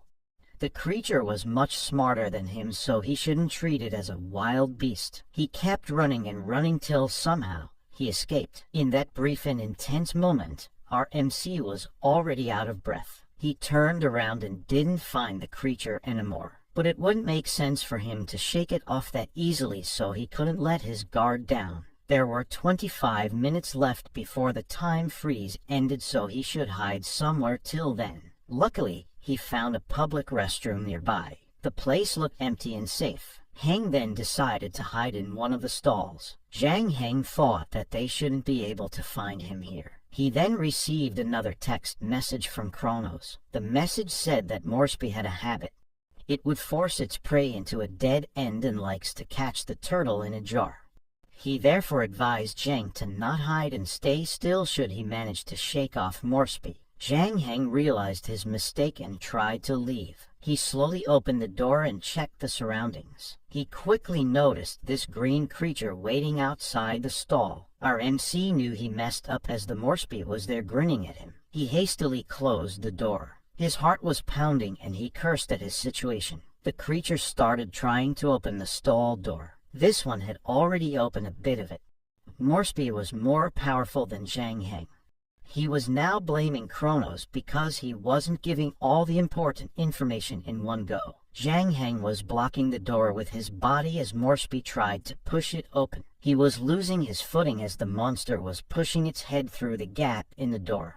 Zhang Heng knew there was only one thing he could do. He let go of the door, surprising the creature into entering and losing its momentum. He took this opportunity to flee. Moresby turned back and roared in rage. This guy was able to exit the building. Heng was already busy scanning the QR code to get it to start, but his device was taking too long. The motor had still not started yet, but Moresby was already behind him. He looked back and saw the monster fast crawling towards him. The monster leaped as our MC was already running out of time. But right at that very last second, the scooter started to function. Our MC was able to dodge the attack of the creature and sped away from it. Zhang Heng was again being chased by Moresby. However, the creature was no match for the scooter's speed. There were still 13 minutes till the time freeze ended. Zhang Heng just had to hold on until then. He was crossing the bridge when he noticed the scooter starting to slow down. He theorized that the scooter's battery was dying,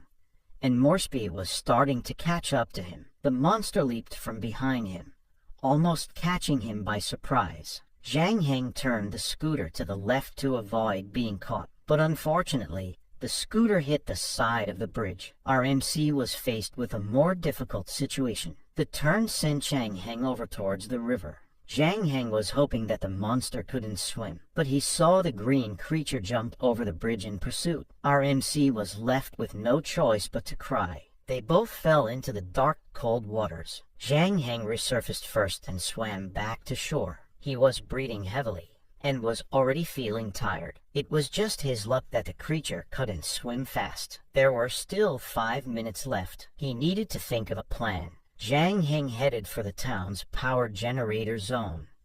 The place was full of barbed wires and fences to keep trespassers out. Moresby sensed his prey inside and was about to go in. As it was scouring the place, it heard Zhang Heng's voice.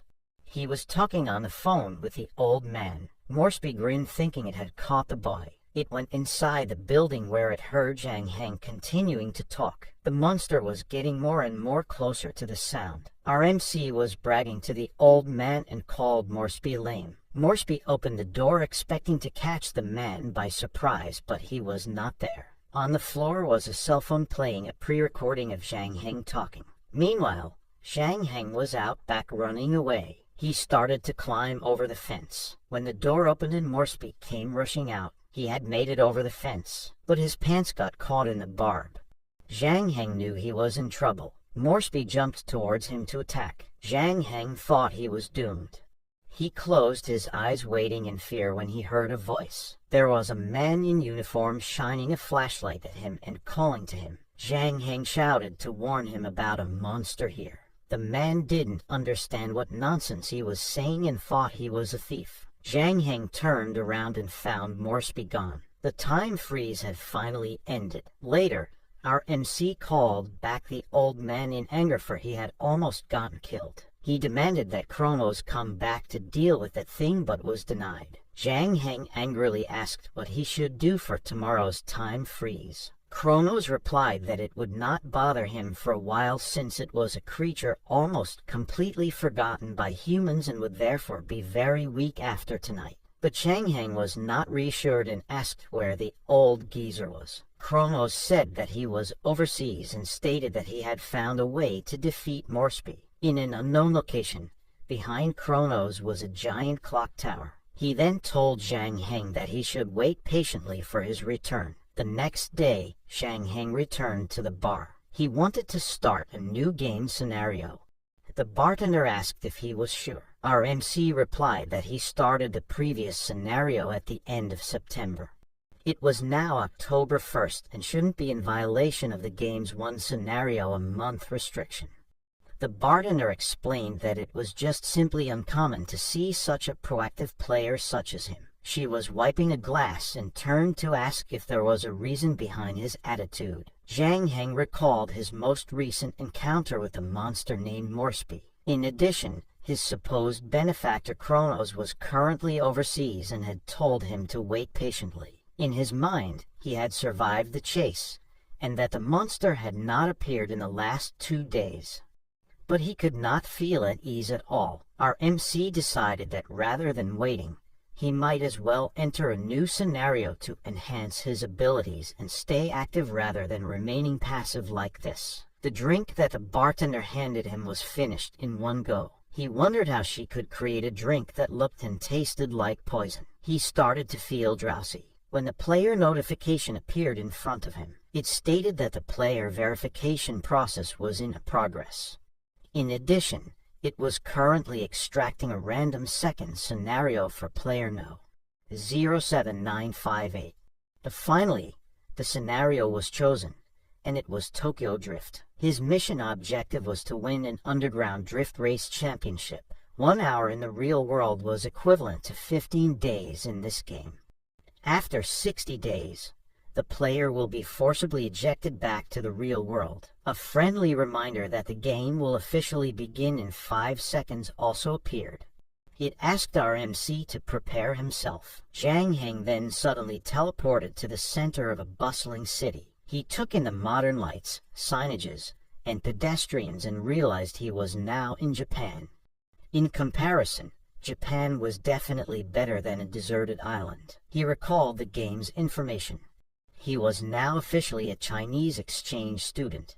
He then checked his pockets and even found a wallet and phone. A few seconds later, somebody called out the name Zhang San. The voice brought him out of his musings and wondered if what he heard was a different name. The voice belonged to a cute girl with short red hair.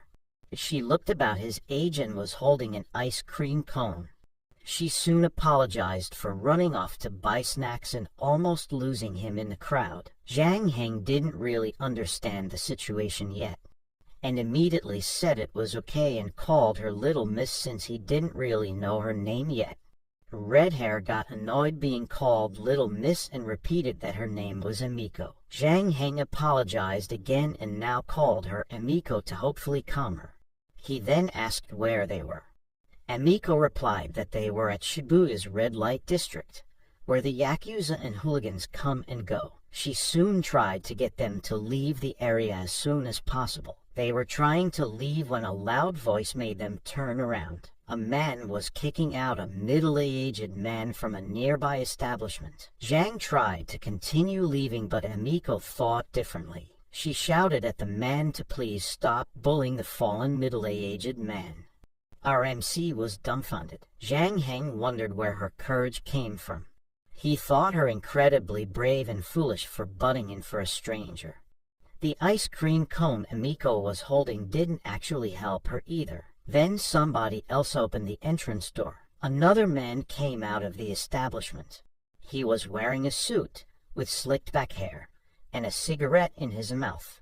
This man looked like a typical Yakuza.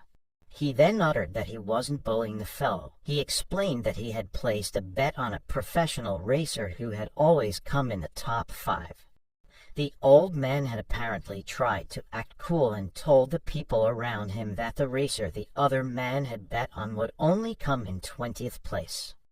The other man thought that he should teach this old geezer a lesson. Zhang Heng was terrified at this sudden event. This was a drifting thing he was supposed to do, but he was not prepared to face a Yakuza head-on. The Yakuza bro offended the fallen man and told him to never come back again. The club doesn't welcome those who don't understand cars, he added. The two teenagers brought the man to a bench to let him sit. Amiko looked at Zhang Heng and asked if they could continue their tour another day. She told our MC she had to take this stranger home. Zhang Heng tried to offer his help as well, when suddenly the mister grabbed his arms and started to speak. He was chuckling about what the Yakuza had said earlier about him not understanding cars. But Zhang Heng could not understand him, as he was speaking in Japanese. The man grabbed Zhang Heng's hand, finally lifted his head, and drunkenly asked for another bottle. Our MC was taken aback by the strong stench of alcohol. He supported the stranger over his shoulder and the trio started to walk. He then praised Amiko for her kindness in helping a stranger. Amiko then revealed that the man wasn't a stranger. She embarrassedly said that he was her father. Our MC was speechless. Back at the bar, the crowds were watching the final results of a race. There was a flurry of talk over the unexpected results. In a sudden turn, the contestant Fukuda, who was always in the top 5, came in last. Nobody had seen it coming, except for one man. The Yakuza bro from earlier was shakily holding a piece of paper that drunk earlier had made. He had only guessed wrong for 3 contestants and was incredibly spot on. The next day, the two went to tour various places. Amiko tried to cover her eyes whenever there was a car show model. It was coincidentally almost all related to drifting and cars in some way. They went to drift fan club gatherings, a toy racetrack store, and even a drifting research symposium. At the end of the day, Zhang Heng was exhausted. His task was to be a drift champion, but he couldn't even find a place to learn how to drive. His current situation as an exchange student with no source of income was also challenging. The two ended their tour in a cafe for shaved ice. Amiko asked if he was okay and he said yes. He then asked her how her father was. She lost her mood upon being asked and explained that he had always been like that. Even her mother had been angered until leaving him. Amiko added she shared that she had been too young when that happened and only had a picture of her mother now to remember her. Zhang Heng apologized for bringing up bad memories. Amiko said it was fine and happily showed him a family picture with her mother. The picture showed a happy family, but Zhang Heng's eyes were on something else.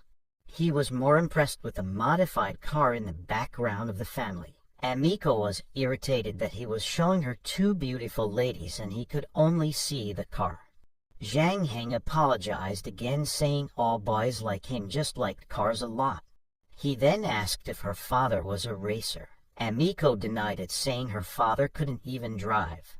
Their store doesn't even provide delivery now ever since their last driver resigned. Zhang Heng then bowed his head and brought his hands together, pleading with her to send him that picture of such a rare car. She was irritated that he asked her picture for such a thing but relented. Later that night at the dormitory, Zhang Heng was doing some research of his own. He finally found an old article about a Grand Prix championship. In the article was Amiko's father.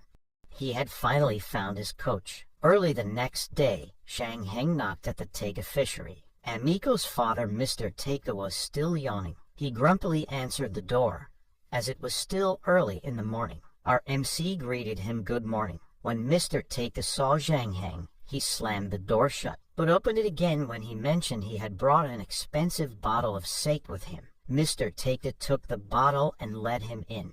He reprimanded the boy that he was only after the welcoming bottle and that he didn't accept him as Amiko's boyfriend. Zhang Heng denied the relationship and proceeded to explain why he was there. He bowed at a 90-degree angle and asked to be taught how to drive from him. Mr. Taiga laughed and asked if he had been drinking as well to ask the boss of a fishery how to drive. Zhang Heng looked up and countered that an average fishery boss shouldn't be able to communicate using fluent English like he does. The older man still denied anything and asked him to leave so he could start working. Zhang Heng proceeded to reveal the man's backstory. He had been a former gifted racer and 23 consecutive winner of Japan's drifting competitions. His greatest accomplishment was winning the FIA GT Championship at the New York City Grand Prix. The man then suddenly retired and mysteriously disappeared, our MC added. Zhang Heng then mentioned Mr. Take's old name, which was Yaosuk Tsuchiya. The older man froze upon hearing the name. Our MC came to the conclusion that the older man didn't want to be found. He therefore assured him that he hadn't mentioned anything to anyone, including the man's daughter. Mr. Take angrily asked if Zhang was threatening him. Zhang Heng asked him to calm down and explained he didn't have any malicious intentions. His only desire was to learn to drift from a talented coach.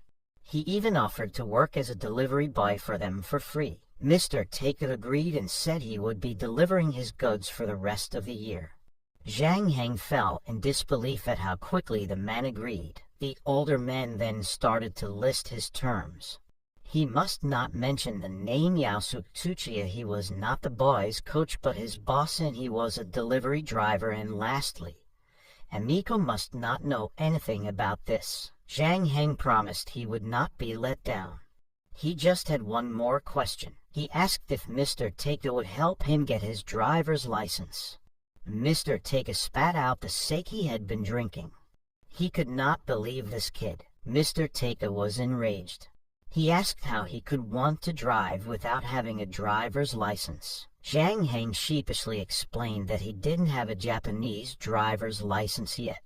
In addition, the Chinese license he had was only for automatic cars, and he had never driven a manual car before. But he begged that due to circumstances he must learn how to drift modified cars. Mr. Take was irritated to learn that he had to modify a car for the lad. He kicked out Zhang and told him to come back in 3 days. The player was just glad that he finally had a coach. During the next 3 days, he went sightseeing with Amiko at Tokyo's top tourist attractions. They were trying out street foods as well. On the 4th day, he came back to the Take fishery. He had prepared an incredible car for him to drive with amazing modifications. Zhang Heng suspiciously asked where this car was. Mr. Take then proudly showed him a 1982 Mitsubishi 2nd Generation L300. Zhang Heng fell to the ground realizing it was a van. Mr. Take saw that he was looking down at the car. He said that he shouldn't underestimate it since he had personally modified it from a 4-wheel drive into a 2-wheel drive. And although that has decreased its stability, it also minimized its weight. He ordered the young man to get in and show him his driving. Zhang Heng nervously got in the car with Mr. Take in the passenger seat. He started to maneuver the car. When they came to a sudden halt, the older man's face was pressed into the glass and told Heng he should let him know when he would race. He'd help buy the young man insurance with himself as the beneficiary. This young man clearly didn't know what he was doing. The vehicle was now slowly moving properly, but Zhang Heng didn't hear him over his excitement in finally driving and asked where they would be delivering the goods now. He wanted to drive. Mr. Take regretted even worrying about the kid. He got out of the car and said he would be texting the address for his delivery. But before he left, he warned the driver that the penalty for driving without a license was severe and that he shouldn't get caught. Zhang Heng smiled and asked him to trust him. Mr. Take prayed for him not to die as he watched the van slowly drive away. Later that night, Mr. Take was drinking beer and watching a show. He was relaxing peacefully when he heard Zhang Heng's loud voice announcing his return. He opened the door and asked why he had taken so long to deliver what should have only taken an hour. Zhang Heng chuckled and said the drive had been smooth, but the car would need some repairs. The car mentioned was smoking in the front engine. Mr. Take cried seeing the damage. He angrily demanded that Zhang Heng pay for both the repair and the delayed compensation fee. Zhang Heng walked home. In his mind, it seems that learning how to drive truly wouldn't be easy, when suddenly he heard a sound from behind and turned around. But he continued walking when he saw it was just a cat. Unseen to him, in a corner was a man in a suit. The man called someone and said he had found him. In his hand was a photo of young Mr. Take-It and another man. They had found Yao Tsuchiya. The next day, Zhang Heng came back to the Take-It fishery after delivering the day's goods. He asked the boss cluelessly if he was proud that he was getting faster. The boss wasn't impressed, for he had spent 5 hours delivering goods to just 3 households. Zhang Heng was unbothered and pulled out a book to hand to the boss. It was some theoretical knowledge about modified cars that he had gotten from a fellow student, and he was hoping the boss would review it for him. The older man took a quick look, and then tossed it back to Zhang Heng. He said it was just idle theories of a kid and called it utter rubbish. Zhang Heng clutched the notebook and pitifully cried in a corner. He understood that the contents were too theoretical, but he only does deliveries all day and had no other study resource. Mr. Take-It took pity on him and said he had something useful for him upstairs. He opened his laptop for the boy, but all Zhang Heng found were compilations of model Goddess Ari. Mr. Take-It shouted in embarrassment and redirected him to another folder named L300 Modification Guide. He advised him to copy these files and study them on his own time. Zhang Heng was amazed. Mr. Take-It then urged him to follow him somewhere else. Our MC asked where they were going. The older man replied that he would be teaching the lad some real skills. The two then went out for a drive. Mr. Take-It instantly started to explain some drifting knowledge to him. He stated the difference between 4-wheel and 2-wheel drives is that oversteering is rarely an issue for the former. The rear-wheel drives, on the other hand, rely on drifting to turn corners. Our coach Take-It added that the front and rear axle suspension systems have to be upgraded, and at the same time, the driver has to calculate the various factors for maintaining traction when turning. Mr. Take-It then said he had finished explaining the theoretical aspect. Zhang Heng, however, was not listening attentively. He had been thinking about how he could participate in the drifting championship. Mr. Take-It then told him it was useless to say more and it was now time to practice. Our MC was sweating profusely. He knew he was not ready. They continued driving till they reached their destination. Zhang Heng nervously looked at the makeshift drift course they were in. He asked his boss if he was now going to practice drifting as a beginner. Mr. Take-It replied affirmatively. This was also an excellent court and not a lot of people came nowadays, so he would be training here. He then handed the young driver an iPad to watch some demonstration videos. Zhang Heng asked if the older man could demonstrate what he had said to him but was shut down. Mr. Take-It assured him that he wouldn't set a drill he couldn't complete, as he was walking away from the newbie. He was holding his chair and fishing basket. Zhang Heng realized that his coach just wanted to come here for fishing. Mr. Take-It was already enjoying the peacefulness. He was grateful because it has been a while since he'd not been idle. A few moments later, it seemed like a fish bit the hook. Our coach was excited. Finally, he had caught something. He was just about to reel it in, when the loud sound of Zhang Heng driving ruined his concentration. He didn't catch the fish in the end. The sun was already setting, and the two finally left. Zhang Heng apologized for ruining the car again. Mr. Take-It looked at his apologetic face, and said it was fine since he wasn't the one paying for the repair anyway. He added that Zhang Heng could take this opportunity to modify the car himself. Also, he could drive the car back to the court after deliveries for training. Zhang Heng cheered in joy. A month later, there was a car race at night. A girl stood in front of a line of cars waiting to start. The audience started to cheer for their biases. Immediately, she raised her hand and brought it down to begin the race. The cars sped over the starting line in a rush. She turned towards the departing cars and said tonight's winner would get a special reward and blew a kiss. She was interrupted, however, by another vehicle passing through the starting line. The model couldn't believe it, for it was an old van. An announcement was made over the comms about an unknown driver entering the tracks. The drivers were reminded to yield. One of the racers was mocking the newcomer and wondered who he thought he was. He noticed that he had caught up already and looked at his rear view window as the mysterious car was approaching. The drag racer was baffled to see a van. On the van's driver's seat was Zhang Heng. He asked out loud what these people were thinking to actually drift on a mountain road. The race car driver was livened to see the van and turn his car to block it from the front. But Zhang Heng showed his skill in the situation. He swerved his van to avoid the other car. Blondie lost his control and seemed to halt on the side. The race car driver was left confused.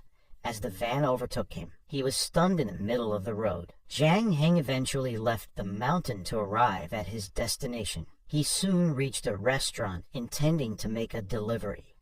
But the chef called him crazy and told him that they hadn't ordered a delivery for today. Zhang Heng was confused and the chef asked him to ask his boss. He checked his boxes and found them stuffed full of rocks. He wondered if the old man did it to have him practice his drills. He tried to call his boss, but he didn't pick up. He wondered if the man was drunk, or if there was something else going on there. Zhang Heng decided to drive back to the fishery to return the car. He was hoping to end the night quickly to get some sleep. However, something caught his attention.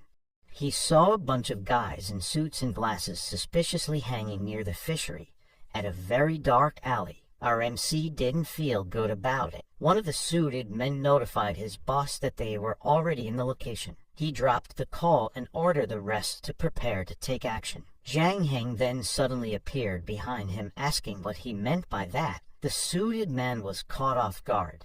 He didn't expect someone to hear their conversation. Our MC then asked if they were trying to find someone. The leader said it wasn't any of his business and ordered him to leave. Zhang Heng denied this and said if they were gonna make trouble for the Take Fisheries boss, then it was also his business. The leader swung to punch him, but Zhang Heng stepped back and was able to dodge the attack. Our MC then grabbed the suited man's arm. He saw in the guy's hand a weird tattoo of a black eye with a red pupil. He then asked who they were but got nothing in return. The rest of the group went to attack him, but Zhang Heng dodged the leader and threw him back at them. The van then suddenly started. The boss was inside the driver's seat and shouted at Zhang to get in. Zhang Heng quickly got in, and they both left the scene. The suited men tried to catch them. One of the men called their boss to report that the target had escaped. On the other line was a man wearing a mask with the same eye tattoo. He ordered the suited men to not panic. He then uttered to his subordinate that the target couldn't escape now. This mysterious man was standing in front of a covered race car while answering the call. Amiko was on the phone talking to someone. She had just gotten off her part-time job and would be going back to school. She told the caller that she would be bringing them their favorite drink. She was crossing the street when a van suddenly stopped in front of her, and two men in suits came out. They pointed a gun at her and threatened her to come with them. One of the men grabbed her by the arm while she struggled to be let go. An arrow then came out of nowhere and shot her attacker in the arm, letting her go. Amiko looked towards where the arrow came from and saw Zhang Heng there with a bow calling out to her. The remaining man pointed his gun to Zhang Heng, but Amiko slammed the boba drink she was holding at him to stop him. She then got her chance to run. The man tried to prevent Amiko from escaping, but Zhang Heng shot another arrow. Our MC shot him effortlessly. Amiko ran towards him and asked what was going on. But there was no time to explain, so he urged her to get in the van. The two were driving on the freeway when they noticed that their pursuers had caught up to them. Amiko turned to Zhang Heng and asked who those men with guns were. Our MC said it was typical for bad guys to have guns. Their car lurched forward and the two were brought in front. Luckily, they were wearing their seatbelts on. They had been rear-ended by their attacker's car. Zhang Heng shifted his gears and told Amiko to hold tight. He then made a sharp turn and drove into the opposite lane. The poor girl was left with no choice but to hold on. Another car was heading towards them from the front, but our wise MC made another sharp turn. Amiko was petrified of what was happening. Meanwhile, Zhang Heng was so focused and didn't seem to be worried that much. He was able to dodge the car that was in front. His maneuver sent the car in front and the attackers in the back to crash into one another. The two continued to drive to escape. They were now in the clear. Once they could no longer see their pursuers, they slowed down. Amiko was feeling scared and nauseous.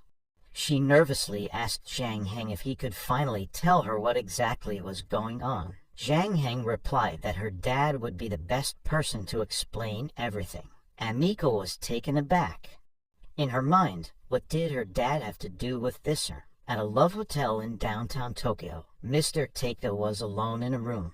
They had chosen this place to hide. Amiko opened the door and called out for her father in worry. Mr. Take was relieved that his daughter was here and safe. She then told his father what she experienced a while ago. It was scary, but gladly she was saved by RMC. Amiko then proceeded to ask him what kind of trouble he had attracted and why Zhang Heng was involved. Zhang Heng chose to answer her questions himself by explaining that he had been learning to drive from her father. He also added that the troubles probably had something to do with cars as well. Amiko was confused. For all she knew, her father didn't even know how to drive. Mr. Take then started to explain. He uttered that these matters occurred way before Amiko had even been born. He had already been a drift racer when he and Amiko's mother had met.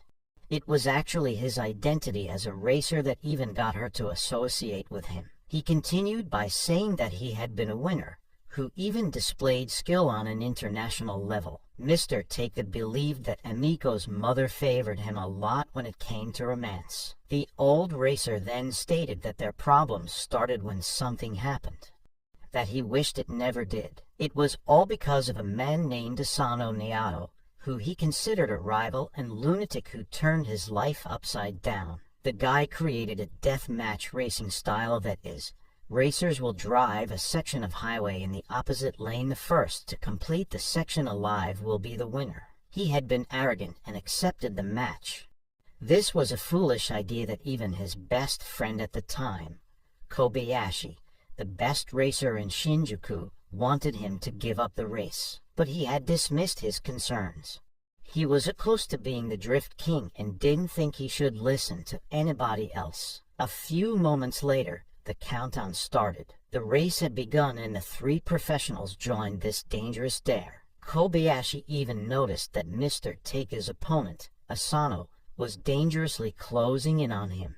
He demanded his friend to be very careful with Asano's tricks, but Mr. Take didn't seem to worry about this. Asano was only a few inches away from him. This clown blinded Mr. Take by beaming his light that reflected onto the champ's rear view mirror. The three then were so close to each other. Asano even mocked the champ and started calling him Baby Take.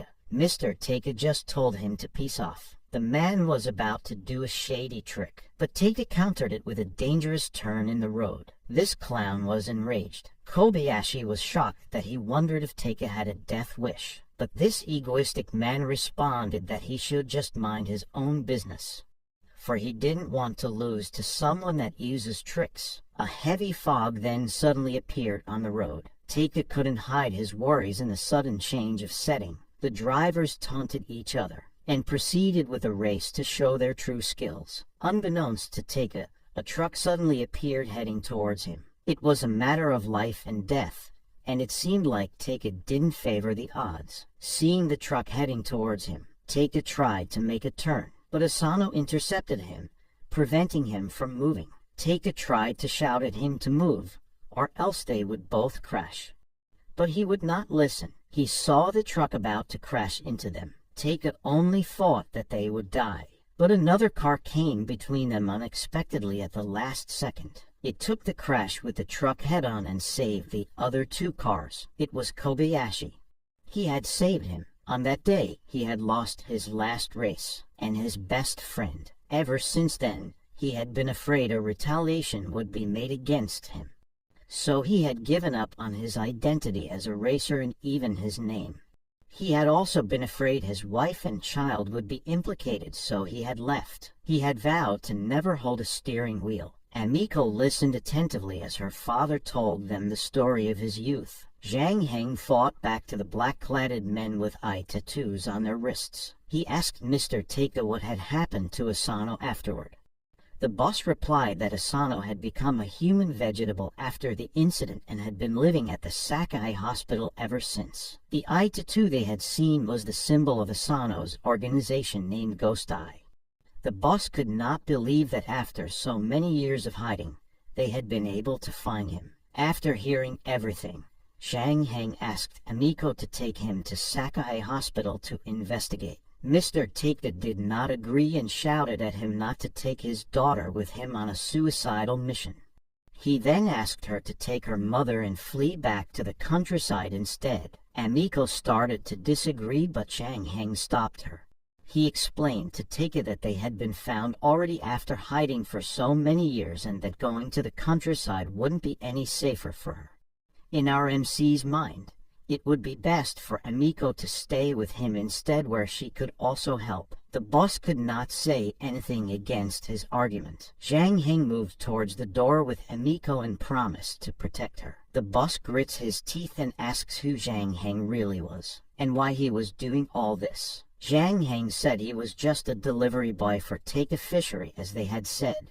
He could not have his drifting coach cowering in this small room for the rest of his life. Mr. Take had no words left. The pair then went to Sakai Hospital, but when they inquired about looking for a patient named Asano, they were told that no such person resided there. They asked the nurse on duty to please look him up, but they were turned away. They were left standing in the hospital corridor in confusion.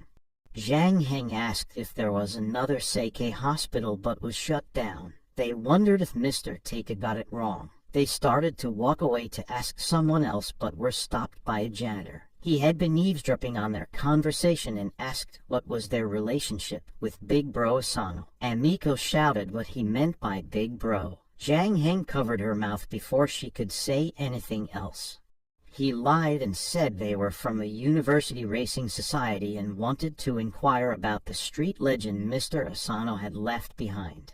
He then asked who the janitor was. The janitor replied that he was a former subordinate of Big Bro Asano and that it had been a while since the boss had passed away. The two were shocked. The janitor said that the boss had passed away 5 years ago. He shared that the boss had no relatives or friends who took care of him or his hospital bills.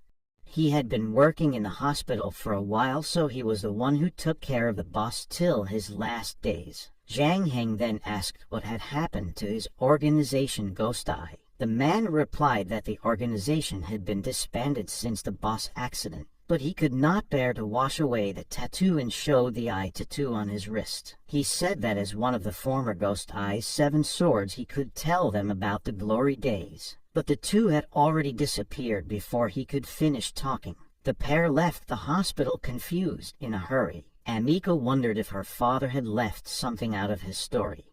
Zhang Heng disagreed. He had theorized that Take told everything, but he had simply been misguided. He summarized what the janitor had said about how Asano had no relatives or friends and how Ghost Eye had disbanded. This was telling him that nobody could possibly take revenge for Asano. This meant that the people targeting them weren't from Ghost Eye. Amiko asked who it could be then. Zhang Heng replied that he didn't know. And in his mind, Take couldn't have made enemies by selling rotten fish and shrimp. But if they wanted the truth, then they would have to speak to someone else. An insider from the car racing industry. The pair returned to the bar where they had first seen Mr. Take being kicked out. Amiko was surely terrified to even enter the door. Upon entering, the Yakuza bro was right at the bar. They went inside to speak with him, who knew about car racing. The man didn't initially recognize them and told them the bar didn't welcome those who didn't understand cars. Zhang Heng said it looked like they would heat them out like the drunkard uncle from last time. This jogged the man's memory and finally recognized them from that night. He immediately bowed and apologized for his rudeness and blindness that night.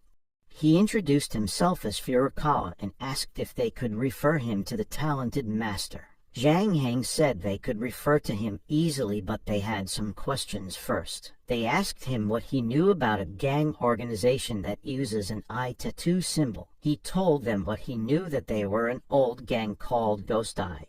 He also added that they had been disbanded. This was unsurprising to him, as most underground racing teams were loosely organized with only interest in playing with drifting. The pair looked at each other. It seems that the information at the hospital was true. Zhang Heng asked if he also knew of any professional underground racing teams in Tokyo. The man recalled that there was such an organization that would frequently appear near the Yakashira warehouse.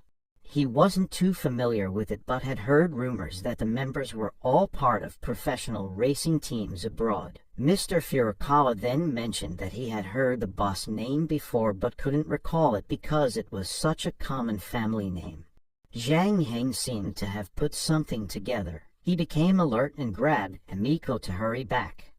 Mr. Furukawa then demanded the referral they agreed on. Our MC explained that they were in an emergency situation, and that they would just bring the master in the club for them to meet. They returned to the Love Hotel where they had left Mr. Teika. The room was in a mess. It looked like a fight had broken out, and Mr. Teika was missing. In a warehouse, the mysterious man was standing. Mr. Teika was tied up with a gun to his head. He was placed kneeling on the floor. He looked at the figure standing over him and praised Ghost Eye for having finally found him. The mysterious man seemed to not understand. He then spoke and took off their mask. It was a woman with blue hair. She then said he was as blind as this eye. Yaosuke Tsuchiya was shocked to recognize her. He bowed his head in defeat. He said if he knew it was her trying to find him, then he wouldn't have hidden at all. Yaosuke recalled that she had only been 23 back when he had been racing with Ryo. He called her by her name, and she instantly became angry and slapped the hell out of this one. The lady screamed, "How dare he say her brother's name!" This woman was Kobayashi, the sister of Kobayashi Ryo, his best friend who had died that night years ago. All she knew was Yaosuke Tsuchiya had insisted on racing but ended up killing her brother, and she had been hunting for him ever since. She aimed the gun at his kneeling form. Yaosuke was resigned to his fate. In his mind, it had been a while since he had a peaceful sleep. She was about to shoot, but an arrow knocked the gun out of her hand. She shouted that the rat had come, and ordered her subordinates to drive him out. The men scattered looking for Zhang Heng. He was hiding behind a grate, ready to shoot another arrow. A man found him, and shouted their location. The rest of the men came running to outflank him, but our MC was quicker. The two were not able to capture him on time. Zhang Heng had snuck behind Kobayashi with an arrow aimed at her head. He demanded her to order her subordinates to drop their guns. Kobayashi told Yaosuke that his disciple loves playing hero like him. Yaosuke denied this, saying he was just his delivery guy, and screamed at Chang for coming here. Kobayashi looked at Zhang Heng and asked if his mentor had not taught him to look at his surroundings. She advised him to look carefully and decide who should be putting down their weapon. In front of them was one of her subordinates holding Emiko. Mr. Teika was stunned, and Zhang Heng was left with no choice but to curse. Yaosuke screamed at Zhang Heng for bringing Emiko with him into danger, and that if anything happens to her, he wouldn't let Heng go. Emiko asked her father to stop and said she had insisted on coming. Yaosuke looked at his daughter and apologized for having to put up with an unbearable father like him. Emiko started to cry and told her father that he was wrong. Yaosuke turned towards Kobayashi and begged her to let them go, since it was him who had killed her brother, not them. But Yu was not satisfied with him just accepting death. She felt that it wasn't enough to pay for his sin. He asked her what she wanted then. She proposed a 2-to-0 race, Yaosuke and Zhang Heng against her and her subordinate. If Team Yaosuke emerged victorious, she pledged to release them. However, in the event of their defeat, she vowed to harm these ones. Yaosuke found this absurd. She must know that he couldn't grip a steering wheel anymore. She became infuriated by this and fired a bullet dangerously close to Emiko. The worried father shouted Emiko's name at the top of his lungs. Yaosuk was left with no choice but to agree to her demands and begged for her to please not hurt his daughter. Kobayashi smiled and called him stray dog. She then ordered her subordinate to bring them into the car park. The garage was filled with different race cars. She had already prepared and modified the cars. They were free to choose whichever they liked. She told them that they could remodify them if they desired, and she would even provide the equipment. She was being surprisingly lenient with this, and our MC was amazed at how beautiful the engine he was looking at. Zhang Heng lifted the hood of one of the cars. The brake system had been completely upgraded, even the exhaust tube. He had never seen such refined modification. The boss agreed and said it would be odd if he'd seen something like it before. These were all modified by mechanic staff from professional racing teams. Even he couldn't do something better. Zhang Heng started to wonder why the woman would lend them these cars. The boss sadly replied that she was planning to destroy him. Our MC seemed to be clueless on what his boss was talking about. Yaosuk then elucidated that Kobayashi had taken his daughter, abducted his disciple, and were now allowing them to drive the finest modified cars. He knew she was orchestrating this in order to bring about his downfall in a severe manner. She was doing this to completely destroy the purpose that life and racing hold for him, he added. On the other side was you listening to their conversation. The boss apologized to the lad for getting him into this mess. Zhang Heng refused his apology and said he was the one who brought all of this upon himself. Our MC uttered that Yaosuk could not redeem himself for his friend's death, but he can save Emiko. He owed at least that much to her. Later on, the cars were lined up on the road, ready to race. The sky was getting dark, and the rumbling sounds of the engines could be heard. Kobayashi asked the boss if he remembered this place. The boss was silent, and Zhang could conclude that this was where the death match race from the past happened. Our MC saw that their opponent was torturing the boss hard. He called out to the boss to not force himself and to just follow behind him. But Yaosuk was in deep thought. Internally, he was thinking that he did deserve his revenge since he should have died that night and not her brother. He was apologetic. Yaosuk scolded his disciple for thinking he could just follow him around with his tail light.